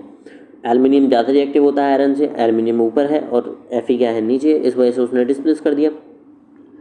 तो मैं क्या समझाना चाह रहा हूँ, ये क्या है, एक डिस्प्लेसमेंट रिएक्शन है जिसमें क्या मिल रहा है आपको, एल्यूमिनियम ऑक्साइड मिलता है सॉलिड, और Fe किस फॉर्म में मिलेगा, लिक्विड फॉर्म में मिलेगा। रिएक्शन आपके सामने है, काफ़ी अच्छी रिएक्शन है, ठीक है। इसे बोला जाता है, इस रिएक्शन का एक नाम हुआ करता था, मैं भूल गया हूँ, चलिए जब याद आएगा मैं मेंशन कर दूंगा इसमें, अगर याद आएगा तो मैं आगे बता दूंगा आपको। Fe2O3, Fe क्या है, यहाँ पर 2 हैं और यहाँ पर कितना है, Fe है 1 है, तो आप क्या कर देंगे, 2 से गुणा कर देंगे। एल्यूमिनियम यहाँ 2 है तो आप यहाँ 2 से गुणा कर दीजिए, लीजिए बैलेंस भी हो गई ये रिएक्शन, ठीक है। सिंपली ये क्या है, एक डिस्प्लेसमेंट रिएक्शन है। डबल डिस्प्लेसमेंट रिएक्शन, चौथे टाइप की आपके पास जो रिएक्शन है और लास्ट रिएक्शन जो होती है वो क्या है, डबल डिस्प्लेसमेंट रिएक्शन, यानी कि द्विविस्थापन अभिक्रिया। दो बार विस्थापन होगा, पहले कोई एक को हटाएगा फिर एक को हटाएगा, ठीक है। ये डबल डिस्प्लेसमेंट चल रहा होगा कि एक आयन ने दूसरे आयन को हटाया, फिर दूसरे आयन ने फिर दूसरे आयन को हटाया, इस तरीके से। Those reaction in which two compounds react by an exchange of ions to form 2 new compounds are called double displacement reaction. मतलब 2 बार हटेंगे तो 2 ही न्यू कंपाउंड बनने वाले हैं, यहाँ सिंपल सी बात है। वे अभिक्रियाएं जिनमें 2 यौगिक आयनों के आदान प्रदान द्वारा अभिक्रिया करके 2 नए यौगिक बनते हैं, द्विविस्थापन अभिक्रिया कहलाती है। देखिए suppose some example of double displacement reaction, द्विविस्थापन की अभिक्रिया के कुछ उदाहरण। इसका स्ट्रक्चर तो बना के दिखा दूँ मैं आपको। देखिए स्ट्रक्चर देखिए इसका, जैसे AB था आपके पास, सबसे मेन बात डबल डिस्प्लेसमेंट रिएक्शन होने के लिए कि ये सॉल्यूशन लेना पड़ेगा आपको, मतलब एक्वस फॉर्म में, प्लस आपके पास एक और कंपाउंड था CD, इसे भी क्या लेना पड़ेगा आपको, सॉल्यूशन ही लेना पड़ेगा। 2 सॉल्यूशन आप मिक्स करोगे और 2 सॉल्यूशन मिक्स करने के बाद यहाँ कुछ स्ट्रक्चर इस तरीके से होगा कि C किसको डिस्प्लेस करेगा, A के आयंस को, और A किसके आयंस को डिस्प्लेस करेंगे, C के आयंस को। तो ये डबल डिस्प्लेसमेंट टाइप हो गया, ठीक है। यानी कि जो कंपाउंड बनने वाला है वो CB, क्योंकि C किसकी जगह पे आ गया, वो A की जगह पे, प्लस ए, सी की जगह पे आ गया हो तो क्या बन जाएगा ए डी। यहाँ बात ये कही जा रही है कि एक कोई सा भी क्या बनेगा, सॉलिड बनेगा। ऐसा नहीं है हमेशा सी भी सॉलिड बनेगा, मैंने तो बस लिख दिया है कि सी एक क्या बनेगा, सॉलिड बनेगा और एक किस में होगा, एक्वस फॉर्म में होगा, मतलब कि सॉल्यूशन फॉर्म में होगा। इसे जो सॉलिड है आपके पास, इसे बोला जाता है पीपीटी, प्रेसिपिटेट, जो अभी हम पीछे पढ़ के आए थे। मतलब किसी भी लिक्विड में क्या है, अनसॉलेबल है, सॉलेबल में अनसॉलेबल क्या कहलाता है, पीपीटी कहलाता है, प्रेसिपिटेट। ये पीपीटी होगा और इसका हमेशा कोई ना कोई क्या होगा, इसका कलर होगा। आपसे इसका कलर पूछा जाएगा, आपसे रिएक्शन में ये भी पूछा जाएगा कि पीपीटी कौन सा होगा, ठीक है, मतलब सॉलिड कौन सा होगा, और आपसे कलर भी पूछा जाएगा। तो आपको दोनों चीज़ें याद रखनी है डबल डिस्प्लेसमेंट रिएक्शन में, इसलिए ये क्या हो जाती है, इम्पोर्टेंट हो जाती है रिएक्शन। चलिए देखते हैं, इम्पोर्टेंट ही देखते हैं कि क्या क्या इंपॉर्टेंट है इसमें, हम किस लिए बैठे हैं। सम एग्जाम्पल और डबल डिस्प्लेसमेंट रिएक्शन विद्युत विस्थापन अभिक्रिया के कुछ उदाहरण है हमारे पास, देखते हैं क्या है। When silver nitrate solution is added to sodium chloride solution. देखिए यहाँ सॉल्यूशन वर्ड है, दोनों में सॉल्यूशन वर्ड लगा हुआ होगा, ये है सॉल्यूशन वर्ड, दोनों ही आपको सॉल्यूशन लेने हैं, मतलब एक्वस लेने हैं। Then a white precipitate of sodium chloride, मतलब प्रेसिपिटेट किसका बना है, सोडियम क्लोराइड का प्रेसिपिटेट, मतलब कि उसे सॉलिड बनाना है। Form in a solution of sodium nitrate, sodium nitrate के सॉल्यूशन में प्रेसिपिटेट बना है सिल्वर क्लोराइड का, सिल्वर क्लोराइड का क्या बना है हमारे पास, प्रेसिपिटेट बना है, ठीक है। जब सिल्वर नाइट्रेट घोल है, सिल्वर नाइट्रेट क्या होता है, AgNO3, घोल मतलब कि एक्वस, को सोडियम क्लोराइड घोल में मिलाया जाता है, sodium chloride, okay, sodium chloride मतलब कि NaCl, एक्वस ले लिया, ठीक। तो सोडियम नाइट्रेट मतलब तो मतलब रिएक्शन आपकी हुई है, ठीक। मैं नीचे ले लेता हूँ, रिएक्शन को नीचे लिख देता हूँ, कम मैं इसको जो आपके प्रोडक्ट्स हैं उनको दूसरे कलर से लिख दूँगा। सोडियम नाइट्रेट मतलब सोडियम नाइट्रेट क्या होता है, NaNO3, ये क्या हो गया आपके पास, सोडियम नाइट्रेट के घोल में, घोल मतलब कि ये क्या रहने वाला है, एक्वस रहने वाला है। क्या बना लिया दूसरा, घोल में सिल्वर क्लोराइड होता है AgCl, अभी ऊपर फॉर्मूला पढ़ा था, का एक सफ़ेद आपेक्ष बनता है। सफ़ेद मतलब कि ये अवक्षेप मतलब क्या हो गया, प्रेसिपिटेट हो गया। ये क्या है, ये पीपीटी है आपका, और इसका कलर कैसा होने वाला है, वाइट होने वाला है। मतलब डबल डिस्प्लेसमेंट रिएक्शन जितनी भी होंगी वो पीपीटी का भी एग्जांपल होंगी, मतलब प्रेसिपिटेट उसमें ज़रूर बनेगा, ठीक है। अगर आप दो सॉल्यूशन को मिलाते हो तो इसका मतलब एक उसमें से सॉलिड हो जाएगा, एक क्या हो जाएगा, आपका सॉल्यूशन रह जाएगा, ठीक। तो इसका मतलब ये क्या हो गया, प्रेसिपिटेट एग्जांपल हो गया, यानी डबल डिस्प्लेसमेंट रिएक्शन और प्रेसिपिटेट रिएक्शन क्या होंगे, सेम होंगे। What is a precipitate reaction, अवक्षेपण अभिक्रिया क्या है, ठीक है। अवक्षेपण अभिक्रिया क्या है, अवक्षेपण की डिफाइन आपसे पूछ ली जाए तो क्या होती है, एनी रिएक्शन, कोई भी रिएक्शन है आपके पास, any reaction in which an insoluble solid called precipitate is formed that separate from solution is called precipitation reaction. कोई भी रिएक्शन हुई उसमें आपके पास क्या बन गया, एक इनसॉल्युबल सॉलिड बन गया, ये क्या रखा हुआ, इनसॉल्युबल सॉलिड आपके पास बन गया, और जिसे आप क्या कर सकते हैं, सेपरेट कर सकते हैं सॉल्यूशन से। भाई मैं सिल्वर क्लोराइड को क्या कर लूँगा, सेपरेट कर लूँगा, ठोस है अलग निकाल लूँगा, फिल्टर पेपर से छान लूँगा, पानी अलग हो जाएगा और ये अलग हो जाएगा। जैसे पनीर बन गया दूध में, सही है, तो आप क्या कर लेते हो, उसे छान लेते हो, पनीर को अलग कर लेते हो, वो भी क्या हो गया, प्रेसिपिटेट हो गया। तो इज कॉल्ड प्रेसिपिटेशन रिएक्शन, उसको आप क्या बोलते हो, प्रेसिपिटेशन रिएक्शन बोलते हो। कोई भी अभिक्रिया जिसमें अवक्षेप नामक अघुलनशील ठोस पदार्थ बनता है जो विलयन से अलग हो जाता है, मतलब विलयन से क्या कर लिया, सॉल्यूशन से अलग कर सकते हो आप उसे, अवक्षेपण अभिक्रिया कहलाती है। उसको आप सिंपली क्या बोलोगे, अवक्षेपण अभिक्रिया बोलोगे। बहुत अच्छे से डिफाइन लिखी हुई है हर चीज़ को एक करेक्ट वे में, और चुनिंदा जो मतलब आपके लिए बस ज़रूरी है, कोई फालतू की चीज़ नहीं, ठीक। इतना आप पढ़ लेते हो, इतना आप कर लेते हो, आपके लिए इनफ है, बहुत ही ज़्यादा इनफ हो जाएगा। मैं तो कह रहा हूँ और ज़्यादा ही हो जाएगा, इसमें कम नहीं रहेगा आपके। एग्जाम्पल 2 है हमारे पास, जो कि आपका NCERT का ही एग्जाम्पल है। When barium chloride solution is added to sodium sulphate solution, दूसरा सॉल्यूशन कौन सा लिया है, sodium sulphate solution, then a white precipitate of barium sulphate का क्या बना है आपके पास, white precipitate is formed along with sodium chloride solution. ठीक है। जब बेरियम क्लोराइड के घोल को सोडियम सल्फेट के घोल में मिलाया जाता है, सोडियम सल्फेट के घोल को बेरियम क्लोराइड के घोल में हमने मिला दिया, तो सोडियम क्लोराइड का घोल के साथ बेरियम सल्फेट का एक सफ़ेद आपेक्ष बनता है।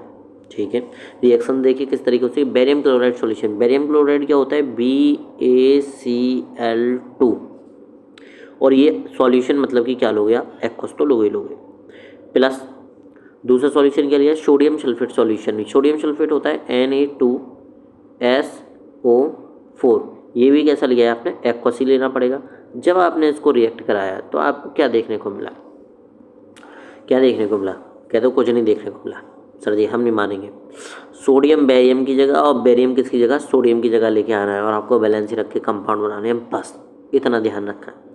यानी कि BaSO4 जो कि क्या बना है, सॉलिड, यानी PPT होगा ये हमारा, प्लस NaCl जो कि क्या होगा, एक्वस होगा, घुला हुआ होगा। NaCl नमक तो घुला हुआ होता है, फिर नमक तो घुल जाएगा आसानी से। बेरियम सल्फेट क्या है, ये हमारा PPT है, और इसका जो कलर है वो कैसा है, ये वाइट है। ठीक है, ये वाइट कलर का PPT है हमारे पास, बेरियम क्लोराइड। सोडियम क्लोराइड क्या है, घुला हुआ है, उसमें सॉल्यूशन है। बेरियम सल्फेट को आप अलग कर सकते हो, मतलब सिंपली, और ये क्या हो गई, डबल डिस्प्लेसमेंट रिएक्शन हो गई, क्योंकि एक दूसरे आयंस क्या हो गए, एक्सचेंज हो गए। बैलेंस नहीं है रिएक्शन, Cl यहाँ 2 है, यहाँ पर क्या है 1 है, तो आप यहाँ 2 से गुणा कर दीजिए। सोडियम यहाँ 2 थे तो 2 ऑलरेडी हो चुके हैं, यानी रिएक्शन भी क्या हो गई, बैलेंस हो गई। अगर ऊपर कोई रिएक्शन अनबैलेंस रह गई है तो आप उसे कर लेना बैलेंस नोट्स में, बाकी देख लीजिए। नेक्स्ट है हमारे पास, when potassium iodide solution is added to lead nitrate solution, obviously बात है, डबल डिस्प्लेसमेंट रिएक्शन हो गई। when potassium iodide solution, एक सॉल्यूशन लिया है हमने पोटेशियम आयोडाइड का और दूसरा लिया है हमने लेड नाइट्रेट का सॉल्यूशन लिया है। Then yellow precipitate of lead iodide, lead iodide का कैसा बनेगा, yellow precipitate is produced along with the potassium nitrate solution, यहाँ सॉल्यूशन वर्ड और होना चाहिए, सॉल्यूशन। ठीक है, ऐड कर लेना आप। जब पोटेशियम आयोडाइड घोल को लेड नाइट्रेट घोल में मिलाया जाता है तो पोटेशियम नाइट्रेट के साथ लेड आयोडाइड का पीला अपेक्ष बनता है। देखिए आपको याद रखने पड़ेंगे प्रेसिपिटेट के, यहाँ तो रिएक्शन पूरी लिखी हुई है, लेकिन हो सकता है आपको आगे रिएक्शन पूरी नहीं मिले। ठीक है, सिर्फ ये बोल दिया जाए कि लेड नाइट्रेट के सॉल्यूशन को पोटेशियम आयोडाइड के सॉल्यूशन में मिलाने पर क्या होगा, ठीक, इतना बोल दिया जाए। आपको पूरी रिएक्शन करनी पड़ेगी, आपको यही समझ लेना है कि 2 सॉल्यूशन ले लिया, अब तो डबल डिस्प्लेसमेंट रिएक्शन ही होनी है। देखिए रिएक्शन देखिए कि कैसे होती है, क्या है, पोटेशियम आयोडाइड घोल को, पोटेशियम आयोडाइड मतलब कि Ki, ये क्या होता है हमारे पास, पोटेशियम आयोडाइड। अगर आप रिएक्शन में फॉर्मूले नहीं बना पाए तो भाई सत्यानाश हो गया। लेड नाइट्रेट घोल, लेड नाइट्रेट घोल मतलब कि PbNO3 का होल ट्वाइस, ये भी कैसे लिया है आपने, एक्वस लिया। जब आपने इसकी रिएक्शन करी तो ये क्या बना भाई, Pb को यहाँ पहुँचाओ और पोटेशियम को यहाँ पहुँचाओ, तो पोटेशियम नाइट्रेट के सॉल्यूशन में आपने क्या बना लिया, पोटेशियम नाइट्रेट का सॉल्यूशन मतलब एक्वस है, और उसमें जो प्रेसिपिटेट बनाया वो क्या बनाया, PbI2, ये क्या है, सॉलिड है हमारे पास, PbI2। तो ये इसका जो कलर है वो कैसा है, ये येलो कलर का होता है, इसका कलर कैसा है, येलो है, और ये हमारा क्या है, PPT, प्रेसिपिटेट। हम इसे क्या कर सकते हैं, अलग कर सकते हैं। इस सॉल्यूशन से पोटेशियम क्लोराइड जो कि हमारे पास एक्वस है, सॉरी पोटेशियम नाइट्रेट के सॉल्यूशन से क्या कर सकते हैं, अलग कर सकते हैं, किसको, PbI2 को। बहुत ही सिंपल है, कोई इतना बड़ा नहीं है कि इतनी सारी चीज़ें हमने इसमें ऐड कर दी हैं कि आप अलग करते रहिए कि ये ऐसे बना ऐसे बना। सिंपली आपको 2 आयन की बस पोजीशन चेंज करनी है, अगर आपके पास फॉर्मूले बन चुके हैं तो, ठीक, एक को एक की जगह, एक को एक की जगह पहुँचा दीजिए। देखिए एग्जाम्पल 4, ऐसा नहीं है एग्जाम्पल की भी कमी है, एग्जाम्पल भी काफ़ी अच्छे तरीके से डाले गए हैं और काफ़ी एग्जाम्पल डाले गए हैं, इनफ है आपके लिए समझने के लिए। इससे बाहर तो मुझे लगता नहीं कि कोई एग्जाम्पल आपसे पूछ लिया जाएगा। When ammonium hydroxide solution, ammonium hydroxide solution is added to ammonium chloride solution, aluminum chloride solution, then white precipitate of aluminum hydroxide का क्या बनेगा, white precipitate form along with ammonium chloride solution, और ammonium chloride का क्या बनेगा, solution बनेगा। जब ammonium hydroxide घोल को, अमोनियम हाइड्रोक्साइड क्या होता है, अमोनियम हाइड्रोक्साइड का फॉर्मूला होता है NH4OH, और ये क्या लिया है, घोल लिया है, तो एक्वस ही लेंगे आप, सिंपल। थोड़ा फॉन्ट छोटा करके देखते हैं, अमोनियम हाइड्रोक्साइड घोल को एल्युमिनियम क्लोराइड घोल में मिलाया जाता है। एल्युमिनियम क्लोराइड यानी कि AlCl3, और ये भी कैसा लिया गया है, एक्वस लिया गया है। और जब इसकी रिएक्शन होगी तो एल्युमिनियम को अमोनियम की जगह पहुंचाइए और अमोनियम को एल्युमिनियम की जगह पहुंचाइए। ओके, पहला काम तो यही करना है आपको, यानी कि NH4Cl प्लस AlOH का होल थ्राइस। ठीक, अगर मैं यहाँ बात करूँ कि सॉलिड कौन सा है और एक्वस कौन सा है, तो अमोनियम क्लोराइड सॉल्यूशन है यानी ये एक्वस रहेगा, और एल्युमिनियम हाइड्रोक्साइड क्या है, सॉलिड है, तो इसे क्या लिखेंगे हम, सॉलिड रखेंगे। मतलब ये क्या है हमारे पास, ये PPT है, और इसका कलर उन्होंने देखा ये कैसा है, ये वाइट PPT है। ठीक है, मतलब ये सॉलिड है। अच्छे से आप समझे होंगे और अच्छे से ही समझना है। ठीक, बिना आप समझे या बिना फॉर्मूले बनाए अगर आपको फॉर्मूले नहीं आए तो ये रिएक्शन काफ़ी ज़्यादा भारी पड़ने वाली है आप पे। ठीक, इतना कोई ज़्यादा हार्ड है नहीं। लेकिन एल्युमिनियम क्लोराइड, क्लोरीन यहाँ पर कितने, एक है, और यहाँ पर क्लोरीन महाराज जी 3 हैं, तो आपने क्या कर दिए, 3 कर दिए। लेकिन अमोनियम पूरे भी, अमोनियम कितने हो गए, 3। इस केस में आप पूरा अमोनियम गिनिए, ठीक है, कि अमोनियम भी कितने हो गए, 3। तो यहाँ आके आप 3 से गुणा कर दीजिए। ठीक है, 3 से गुणा कर दी, वो 5 नहीं है 3 है, अगर आपको लग रहा हो तो ये क्या है, 3 है, क्योंकि यहाँ अच्छे से पेन नहीं चल पा रही, 3। ठीक है, तो आपने जब अमोनियम 3 किए तो हाइड्रोक्साइड भी 3 हो गए। ठीक है, तो हाइड्रोक्साइड ऑलरेडी यहाँ कितने हैं, 3 ही हैं, आप देख पा रहे होंगे नीचे की तरफ, हाइड्रोक्साइड भी क्या है, 3 है। तो इसका मतलब ये रिएक्शन आपकी क्या हो चुकी है, बैलेंस हो चुकी है। देखिए, बैलेंस करना इतना कोई ज़्यादा हार्ड नहीं है, बहुत ही सिंपल तरीके से आप बैलेंस कर सकते हैं। अगला है हमारे पास ऑक्सीडेशन एंड रिडक्शन, यानी कि नेक्स्ट टॉपिक है oxidation and reduction. Oxidation reaction मतलब ऑक्सीकरण और अपचयन अभिक्रिया, ऑक्सीकरण और अपचयन अभिक्रिया होती हैं, वो हम समझेंगे। ऑक्सीडेशन, ऑक्सीडेशन क्या होता है, the addition of oxygen to a substance is called oxidation. अगर आप एक सिंपल भाषा में समझें तो बोला जाता है कि ऑक्सीकरण वह है, किसी पदार्थ में ऑक्सीजन का जुड़ना ऑक्सीकरण कहलाता है। अगर 10th क्लास के लेवल पे देखें, वैसे तो gain of electron, loss of electron से भी निकल के आ सकता है, लेकिन आप सिंपल, जब आपसे काम चल रहा है तो आप सिंपल तरीके से सीखिए।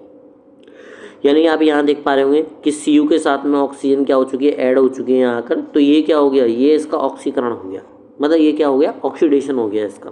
Cu के साथ में अगर ऑक्सीजन की रिएक्शन करा दी तो ये क्या हो गया, ऑक्सीडेशन हो गया सिंपली।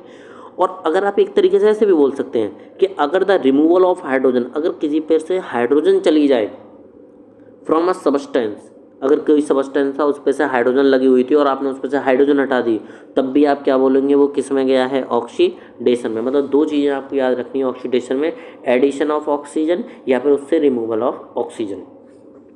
किसी पदार्थ में हाइड्रोजन को हटाने की प्रक्रिया को ऑक्सीकरण कहा जाता है। सिंपल सी बात है, हाइड्रोजन हटेगी, हाइड्रोजन क्या होती है, ज़्यादा इलेक्ट्रॉन देती है, और वो क्या हटेगी तो अपने इलेक्ट्रॉन ले जाएगी, तो क्या हो जाएगा, ऑक्सीडेशन हो जाएगा, लॉस ऑफ इलेक्ट्रॉन से।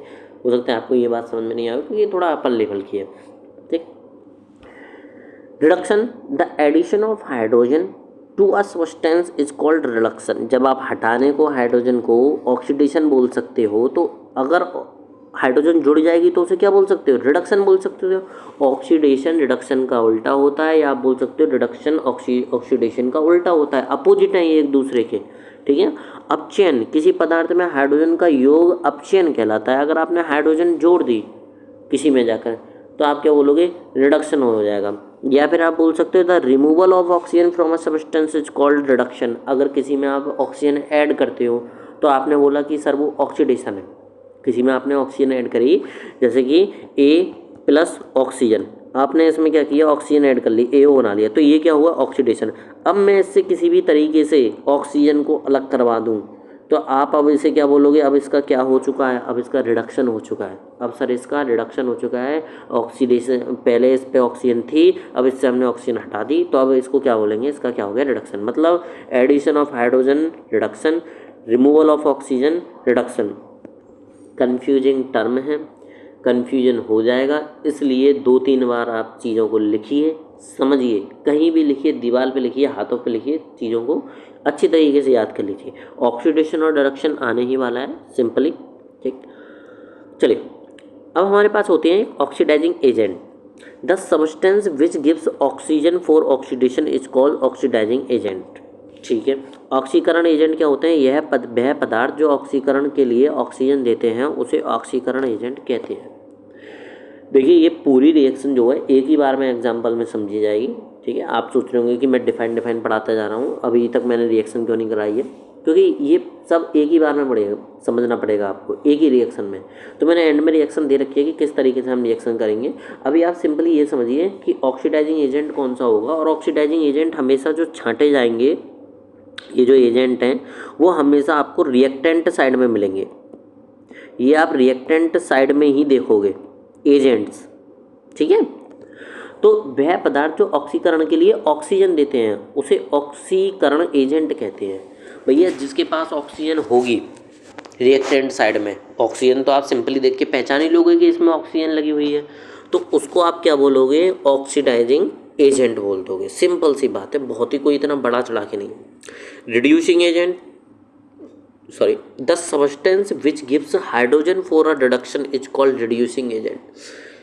ऐसे अपचायक वह पदार्थ जो अपचयन के लिए हाइड्रोजन देते हैं उसे अपचायक कहते हैं। भैया जो पदार्थ जिनके पास हाइड्रोजन होगी, या फिर आप ये भी कह सकते हो कि ये क्या करवाएंगे, ये ऐसे पदार्थ होंगे, ये ऐसे सब्सटेंस होंगे, सब्सटेंस जो क्या करवा सकते हैं, ये रिमूव करवा सकते हैं ऑक्सीजन को,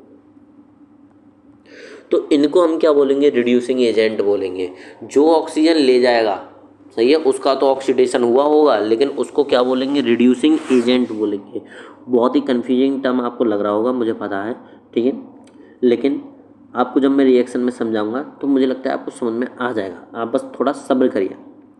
also which substance remove oxygen is called reducing agent, लिखा है ना। तथा जो पदार्थ ऑक्सीजन को हटाता है, ऑक्सीजन को जो पदार्थ हटाएगा उसको क्या बोलोगे? रिड्यूसिंग एजेंट बोलोगे, अपचायक बोलोगे।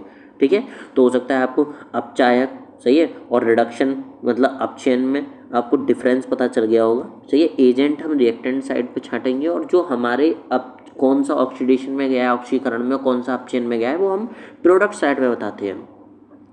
Redox reaction, when oxidation and reduction occur simultaneously in a reaction, this reaction is known as redox reaction। अगर जब किसी अभिक्रिया में ऑक्सीकरण और अपचयन एक साथ होता है, भैया एक साथ क्या हो रहा है? पहले ऑक्सीडेशन हो रहा है और रिडक्शन हो रहा है। जहाँ रिडक्शन होगा वहाँ ऑक्सीडेशन तो होगा ही होगा, तो इस अभिक्रिया को रिडॉक्स अभिक्रिया कहते हैं। ठीक है, देखिए अब आप समझिए इसको बहुत अच्छी तरीके से। आपसे बोला जा रहा है कि आपका ऑक्सीडेशन हुआ है। ऑक्सीडेशन में आपने क्या सीखा कि ऑक्सीडेशन तो आप सिंपल कर सकते हो। आपने मैग्नीशियम लिया, आपने इसे ऑक्सीजन की प्रेजेंस में क्या किया? रिएक्ट करवा दिया। आपने बोला सर MgO बन गया। ठीक है, बन गया, हमें कोई मतलब नहीं है। आप बोलेंगे इसका क्या हुआ है?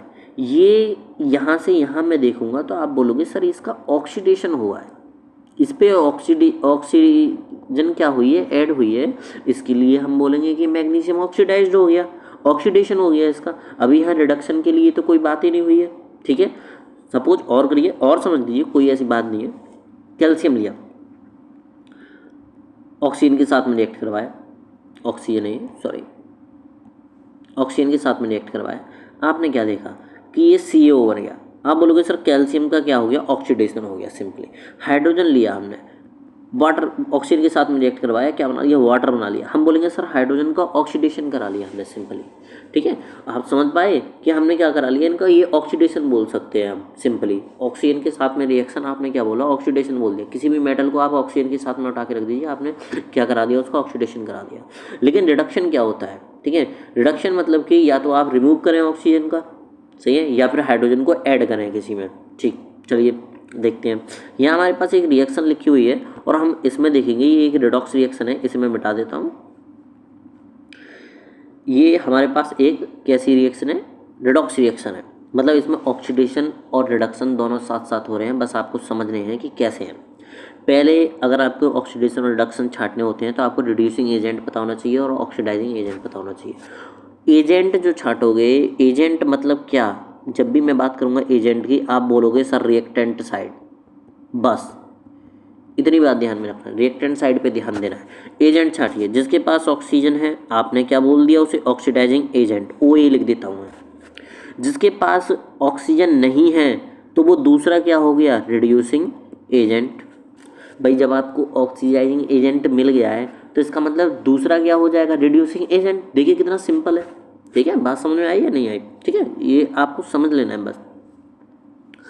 अब आप जरा यहाँ ध्यान दीजिए, आप यहाँ कॉपर पे ध्यान दीजिए। कॉपर जो है इधर जाकर बिल्कुल फ्री हो चुका है, मतलब इससे क्या हो चुकी है, रिमूव हो चुकी है ऑक्सीजन, ठीक है, इसमें से क्या हो चुकी है, ये हो चुकी है रिमूवल ऑफ ऑक्सीजन, ऑक्सीजन हट गई है। और रिमूवल ऑफ ऑक्सीजन, अभी मैंने आपको बताया था कि जो रिमूवल ऑफ ऑक्सीजन, अगर किसी के पास से ऑक्सीजन हट जाती है तो आप उसे बोलते हो सर उसका क्या हो चुका है, उसका रिडक्शन हो चुका है। रिमूवल ऑफ ऑक्सीजन मतलब रिडक्शन, सिंपल सी बात है, ठीक है। लेकिन अगर किसी पर आप हाइड्रोजन को ध्यान में दीजिए, इस पर आकर ऑक्सीजन ऐड हो गई है, इसे आप क्या बोल रहे हो, एडिशन ऑफ ऑक्सीजन। इस पर हाइड्रोजन पर क्या हो चुकी है, एडिशन ऑफ ऑक्सीजन हो चुकी है, तब आप इसे सिंपली क्या बोलोगे, ऑक्सीडेशन।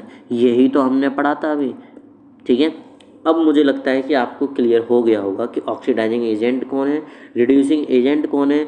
CuO ऑक्सीडाइज्ड हुआ है Cu में, मतलब सॉरी रिड्यूस्ड हुआ है Cu में, ठीक है, मतलब इसका रिडक्शन हुआ है। और हाइड्रोजन जो है उसका क्या हुआ है, ऑक्सीडेशन हुआ है इस रिएक्शन में।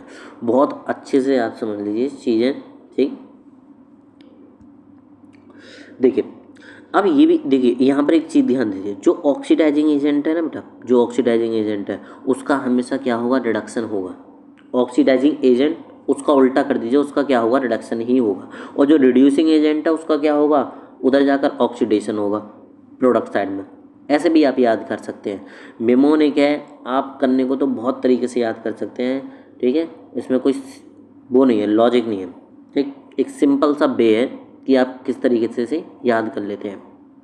मैंने लिख भी दिया है, सबस्टेंस ऑक्सीडाइज, जो सबस्टेंस ऑक्सीकृत पदार्थ जो है वो क्या है, हाइड्रोजन है। हाइड्रोजन पे ऑक्सीजन ऐड नहीं हुई थी, देखिए हाइड्रोजन पे ऑक्सीजन ऐड हुई थी, ये वाली लाइन जो है ऑक्सीजन ऐड हुई थी, तो आप क्या बोलोगे, सर वो ऑक्सीकृत पदार्थ है, उसका ऑक्सीडेशन हुआ है।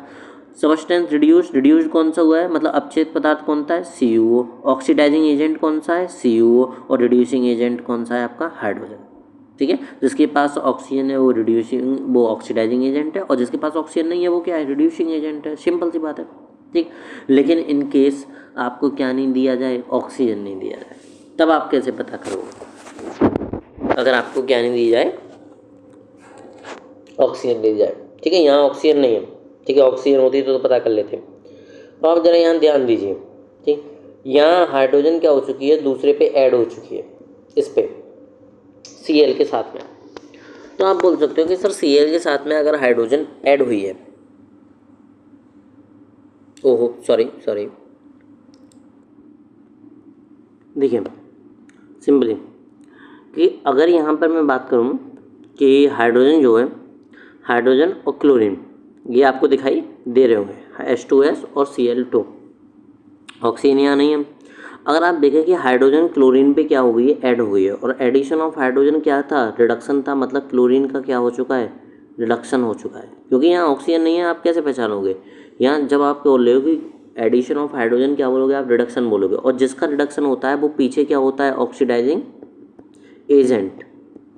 तो ये क्या हो गया आपका, ऑक्सीडाइजिंग एजेंट हो गया। सिंपल सी बात है, जिसका रिडक्शन हुआ है उसका क्या हो चुका होगा, वो ऑक्सीडाइजिंग एजेंट होगा। तो ये हमारे पास H2S क्या हो जाएगा, रिड्यूसिंग एजेंट, मतलब ये क्या है, H2S क्या है, रिड्यूसिंग एजेंट, Ra है, ठीक है। और इसका क्या हुआ होगा, ऑक्सीडेशन, सल्फर का मतलब H2S का क्या हुआ होगा, ऑक्सीडेशन, किसमें, सल्फर में, ठीक। आई होप आपको अच्छे तरीके से समझ में आया होगा। अगर नहीं आया है तो मैं एक बार दोबारा बता देता हूँ, लीजिए, क्योंकि ये बीच में कट हो गया था, हो सकता है आपको समझ में नहीं आया हो।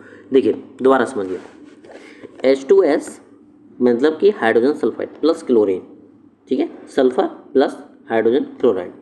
बोला ये जा रहा है आपसे कि अगर आप रिमूवल ऑफ हाइड्रोजन करते हो तो आप क्या बोलते हो, उसको ऑक्सीडेशन बोलते हो, और आप हाइड्रोजन का एडिशन करते हो किसी में तो आप उसको क्या बोलते हो, रिडक्शन बोलते हो, ठीक है। आप क्लोरीन को देखिए, क्लोरीन यहाँ से आप देखेंगे तो आप क्या बोलेंगे कि यहाँ पे हाइड्रोजन क्या हुई है, ऐड हुई है या नहीं हुई है, ठीक है। एडिशन ऑफ हाइड्रोजन मतलब कि आप क्या बोलते हो, रिडक्शन। एडिशन ऑफ हाइड्रोजन क्या बोला आपने, रिडक्शन बोला। और फिर आपसे एक बात ये भी कही जा रही थी कि जिसका रिडक्शन होता है वो पीछे क्या होगा, रिड्यूसिंग एजेंट होगा। तो ये क्या हो गया, सॉरी ऑक्सीडाइजिंग एजेंट होगा। जिसका रिडक्शन होगा वो पीछे क्या होता है, ऑक्सीडाइजिंग एजेंट। जब आपको ऑक्सीडाइजिंग एजेंट पता चल जाता है तो आप दूसरे को क्या मान लेते हो, रिड्यूसिंग एजेंट, ठीक है। दूसरी बात समझिए, अगर ये रिड्यूसिंग एजेंट है, जो रिड्यूसिंग एजेंट है उसका क्या होगा, ऑक्सीडेशन होगा। उल्टा करिए, जो रिड्यूसिंग एजेंट है उसका ऑक्सीडेशन, जो ऑक्सीडाइजिंग एजेंट है उसका क्या होगा, रिडक्शन। तो मतलब हाइड्रोजन सल्फाइड का सल्फर में क्या हो चुका है, ऑक्सीडेशन, ठीक है। अब यहाँ कन्फ्यूजन ये है, आप ये पूछ रहे होंगे कि भैया ये बताइए यहाँ ऑक्सीजन जुड़ी नहीं है तब भी कैसे हो गया, ऑक्सीडेशन कैसे हो गया। एक आपने शायद लाइन नहीं पढ़ी थी कि removal of hydrogen is called oxidation. आप यहाँ हाइड्रोजन सल्फाइड पे हाइड्रोजन देखिए, यहाँ से हाइड्रोजन हट चुकी है, सल्फर खाली हो चुका है, इसका मतलब इसका क्या हुआ है, ऑक्सीडेशन। जितनी बातें हमने लिखी हैं सारी प्रूव हो रही हैं इस रिएक्शन में। और आपको अगर और समझनी है तो आपको ये रिएक्शन खुद एक बार सारी चीज़ें लिख कर वो खुद समझनी पड़ेगी, ठीक है। नीचे देखिए, सबस्टेंस जो ऑक्सीडाइज हुआ है वो हाइड्रोजन सल्फाइड है, मतलब ऑक्सीकृत पदार्थ क्या है, हाइड्रोजन सल्फाइड। अपचयित पदार्थ कौन सा है, क्लोरीन। ऑक्सीडाइजिंग एजेंट कौन सा है, क्लोरीन। और रिड्यूसिंग एजेंट कौन सा है, हाइड्रोजन सल्फाइड, ठीक। हो सकता है आपको बहुत अच्छे से समझ में आया हो, नहीं समझ में आया है तो आप वीडियो को रिपीट करिए, देखिए, ठीक है, समझना जरूरी है, ठीक है। लास्ट हमारे पास एक है एक्सोथर्मिक एंड एंडोथर्मिक रिएक्शन। कुछ रिएक्शन होती हैं जिसमें ऊष्मीक्षेपी और ऊष्मीशोषी प्रतिक्रिया कहा जाता है, मतलब प्रतिक्रिया नहीं, अभिक्रिया कहा जाता है, इसको अभिक्रिया कर लेना, अभिक्रिया कहा जाता है, ठीक है। एक्सोथर्मिक रिएक्शन क्या होती हैं, ऊष्मक्षेपी अभिक्रिया क्या होती हैं, those reaction in which heat is evolved as called exothermic reaction. ऐसी अभिक्रिया जिसमें क्या होती हैं, एक्सोथर्मिक रिएक्शंस वो रिएक्शंस होती हैं जिनमें क्या होती है, ऊष्मा उत्पन्न होती है। ऊष्मा क्या होगी, उत्पन्न होगी, मतलब बाहर निकलेगी ऊष्मा, ठीक। तो उसको आप क्या बोलोगे, उत्पन्न अभिक्रिया, सॉरी ऊष्मक्षेपी अभिक्रिया। When carbon burns in oxygen to form carbon dioxide, a lot of heat is produced in this reaction। जब कार्बन ऑक्सीजन में जलकर कार्बन डाइऑक्साइड बनाता है तो इस क्रिया में बहुत अधिक ऊष्मा उत्पन्न होती है। देखिए रिएक्शन अगर मैं बात करूँ तो कार्बन प्लस ऑक्सीजन, ठीक है, आपने जलाया तो CO2 बनी, इसमें क्या निकलेगी, इसमें हीट निकलेगी, ठीक है। किसी भी चीज़ को जलाओगे तो हीट तो निकलेगी। तो इसका मतलब ये कैसी रिएक्शन हो चुकी है, एक्सोथर्मिक रिएक्शन हो चुकी है, ठीक है, ऊष्मक्षेपी। Respiration is also an exothermic reaction. दूसरा है श्वसन भी एक ऊष्मक्षेपी अभिक्रिया है। रेस्पिरेशन रिएक्शन क्या होती है, C6H12O6, ये क्या है आपका, ग्लूकोज, ये ग्लूकोज का फॉर्मूला था। ग्लूकोज को इन दी प्रेजेंस ऑफ ऑक्सीजन आप क्या कर देते हो, गर्म कर देते हो, मतलब आप जला देते हो, इसे कंबस्ट कर देते हो। तो ये क्या बन जाता है, CO2 प्लस वाटर और प्लस एनर्जी, मतलब हीट की फॉर्म में आपको क्या मिलती है, एनर्जी मिलती है। ATP बोलते हैं इसको, आगे देखेंगे कभी, लाइफ प्रोसेस में है हीट। ये क्या होती है, हीट इवॉल्व होती है, मतलब ये भी क्या हो गई, एक एक्सोथर्मिक रिएक्शन। एक्सोथर्मिक रिएक्शन में आप प्रोडक्ट साइड में हीट लिखते हो और एंडोथर्मिक रिएक्शन में आप रिएक्टेंट साइड में हीट लिखते हो या प्रेजेंस में हीट लिखते हो यहाँ पर, ठीक है। तो रेस्पिरेशन भी क्या हो गई, एक एक्सोथर्मिक रिएक्शन होगी। वो हमने कैसे पता कर लिया, इस तरीके से कंबस्ट करके, अगर रिएक्शन को आप याद रखें तो बैलेंस नहीं है रिएक्शन, आप इसे बैलेंस कर लीजिएगा। तीसरी है हमारे पास addition of quicklime in water is also an endothermic reaction. नहीं, एंडोथर्मिक नहीं, एक्सोथर्मिक। यहाँ क्या आना चाहिए, एक्सोथर्मिक, ठीक है। मैं इसे सही करा दूंगा जो भी है इसमें। पानी में बिना बुझा हुआ चूना मिलाने में एक ऊष्मक्षेपी अभिक्रिया है। ये भी क्या है, एक ऊष्मक्षेपी अभिक्रिया, ठीक है। इसको क्या बोलते हैं, ऊष्मक्षेपी अभिक्रिया बोलते हैं। यानी एडिशन ऑफ क्विकलाइम क्या होता है, CaO, ठीक है। आप लाए होंगे CaO, उसे पानी में आपने मिलाया होगा, खड़िया वो चूना आप लाते हो, उसे पानी में मिलाते हो, कलई जो रहती है, सॉरी कलई लाते हो, उसे पानी में आप मिलाते हो, ठीक है। और वो क्या बनाता है, CaOH का वोल्टवाइज आपने देखा होगा उसमें से काफ़ी ज़्यादा क्या निकलती है, हीट निकलती है, बुलबुलें निकलती हैं, तो वो भी क्या हो गई है, एक एक्सोथर्मिक रिएक्शन हो चुकी है। ठीक है, तो ये भी क्या है, एक्सोथर्मिक रिएक्शन है। अगर आप क्विकलाइम को किस में मिला रहे हो, वाटर में मिला रहे हो। एंडोथर्मिक रिएक्शन ऊष्मशोषी अभिक्रिया। ऊष्मशोषी अभिक्रिया क्या होंगी, those reactions in which heat is absorb, यहाँ क्या होगी, हीट एब्जॉर्ब होगी, is known as endothermic reaction. मतलब आप हीट खुद देंगे, आप खुद देंगे हीट, तो उसको आप क्या बोलोगे, एंडोथर्मिक रिएक्शन बोलोगे। वे अभिक्रियाएं जिनमें ऊष्म अवशोषित होता है ऊष्मशोषी अभिक्रिया कहलाती हैं। ऊष्म अवशोषित होगी तो ऊष्म अवशोषी अभिक्रिया बोल दिया। The decomposition of calcium carbonate is endothermic reaction. Calcium carbonate का अपघटन एक ऊष्मशोषी अभिक्रिया है। अभी आप पीछे रिएक्शन में जाइए, मैंने आपको एक डिकम्पोजिशन रिएक्शन सिखाई होगी, CaCO3 जो कि सॉलिड था और आप इसे सिंपली हीट कर रहे थे, तब आपके पास कैल्शियम ऑक्साइड जो कि सॉलिड था प्लस कार्बन डाइऑक्साइड गैस निकल रही थी। ठीक है, तो ये रिएक्शन जो आपने यहाँ जो हीट दी है, ये जो मैं बात कर रहा हूँ, ये जो हीट अगर आप यहाँ दे रहे हो तो इस रिएक्शन को क्या बोलोगे आप, इसको बोलोगे एंडोथर्मिक रिएक्शन। एंडोथर्मिक मतलब कि ऊष्मशोषी अभिक्रिया।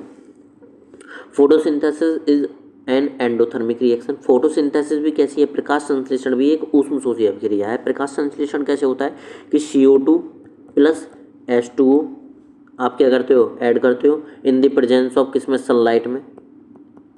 मतलब आपको यहाँ भी एनर्जी की रिक्वायरमेंट पड़ी, हीट की रिक्वायरमेंट पड़ी, और ये क्या बना लेता है आपका C6H12O6 प्लस ऑक्सीजन बाहर। तो ये भी क्या है, ये भी हमारे पास एक एंडोथर्मिक ही रिएक्शन है। बैलेंस नहीं है, इसको बैलेंस कर लेना। ठीक है, photosynthesis also is an endothermic reactions. आपसे एग्जांपल पूछे जा सकते हैं। कहा क्या जा रहा है, ऑल द डिकम्पोजिशन रिएक्शंस, मतलब कि सारी की सारी डिकम्पोजिशन रिएक्शन जो आप पढ़ के आ रहे हो अभी, are endothermic reaction because it requires energy in the form of heat, light और इलेक्ट्रिसिटी टू टेक प्लेस। ज़्यादातर जो रिएक्शंस होती हैं, डिकम्पोजिशन रिएक्शंस होती हैं, उनको हम क्या बोल सकते हैं, जनरली एंडोथर्मिक रिएक्शन बोल सकते हैं, क्योंकि उनमें किसी ना किसी तरीके से हीट एनर्जी की रिक्वायरमेंट पड़ती है। सभी अपघटन अभिक्रिया ऊष्मीय अभिक्रियाएं, ऊष्मशोषी अभिक्रियाएं होती हैं, क्योंकि इनके लिए ऊष्मा प्रकाश का विद्युत के रूप में ऊर्जा की आवश्यकता होती है। या तो ऊष्मा या प्रकाश या विद्युत के रूप में आप कहीं ना कहीं इनमें एनर्जी का सप्लाईमेंट दोगे, और तभी ये कंपाउंड क्या होते हैं, ब्रेक होते हैं। तो इसका मतलब ऑल डिकम्पोजिशन रिएक्शन क्या होंगे, ऊष्मशोषी अभिक्रिया होंगे, मतलब एंडोथर्मिक रिएक्शन होंगे। देखिए पूरा चैप्टर खत्म हो चुका है। ठीक है, आई होप आपने अच्छे से समझा होगा और आपको अच्छे से समझ में आया होगा। ठीक है, और जो भी आपको अगर डाउट लगता है, अगर नहीं समझ में आया है, तो आप मुझे उसे क्या कर दीजिए, कमेंट कर दीजिए, और मैं आपको उसे बता दूंगा। ठीक, थैंक यू, धन्यवाद हमारे साथ बने रहने के लिए।